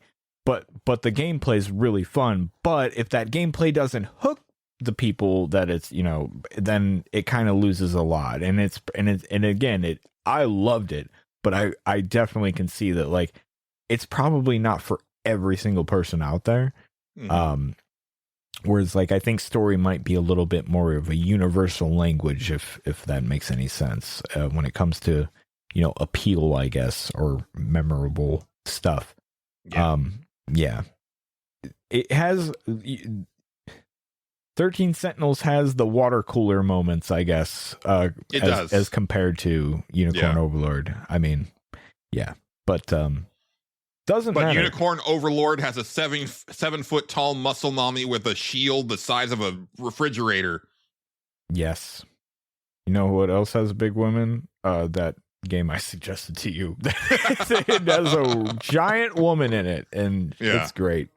But yeah, Unicorn Overlord, great game. Never used to be my thing, but like Amalia and then Marissa in Street Fighter 6 make a really good case. There you go. I also thought China was really hot back in WWE. Well, there you go. Yeah. But yeah, that's it. That's it. Yep. I think that's a show, Justin. I think that's a show, Julian. Excellent. First show of season 2 in the can. Yep.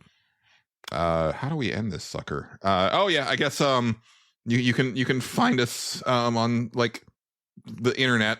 Yeah. Justin. You can find me on twitch.tv/Tyrone Swift. I stream usually on Saturdays. Tyrone Swift TV on YouTube and Tyrone Swift on Blue Sky. I think that's my name on there. I haven't been on in a while. Believe so.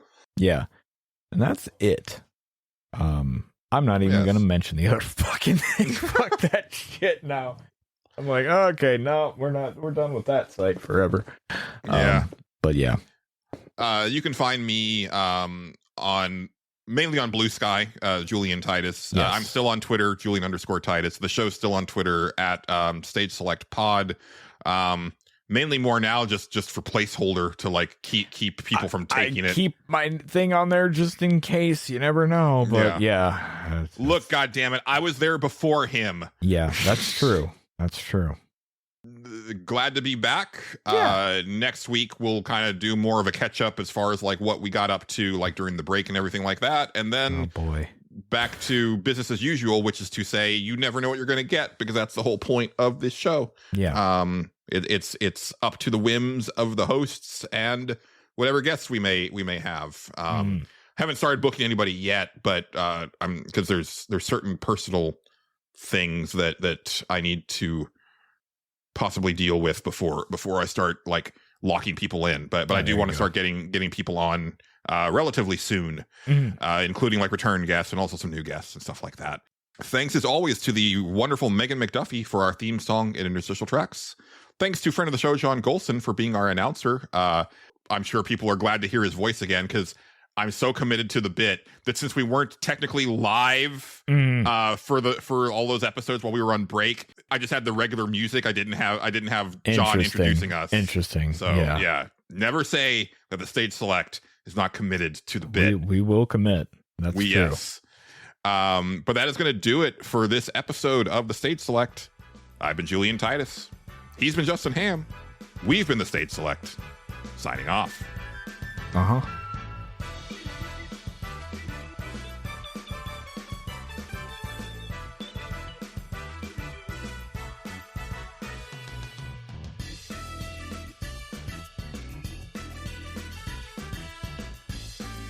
The Stage Select is copyrighted and owned by Space Monkey Mafia Productions, specializing in independent podcasting. Please consider sharing the show with your friends and support us by joining our Patreon or donating to our coffee. Thank you, and good night.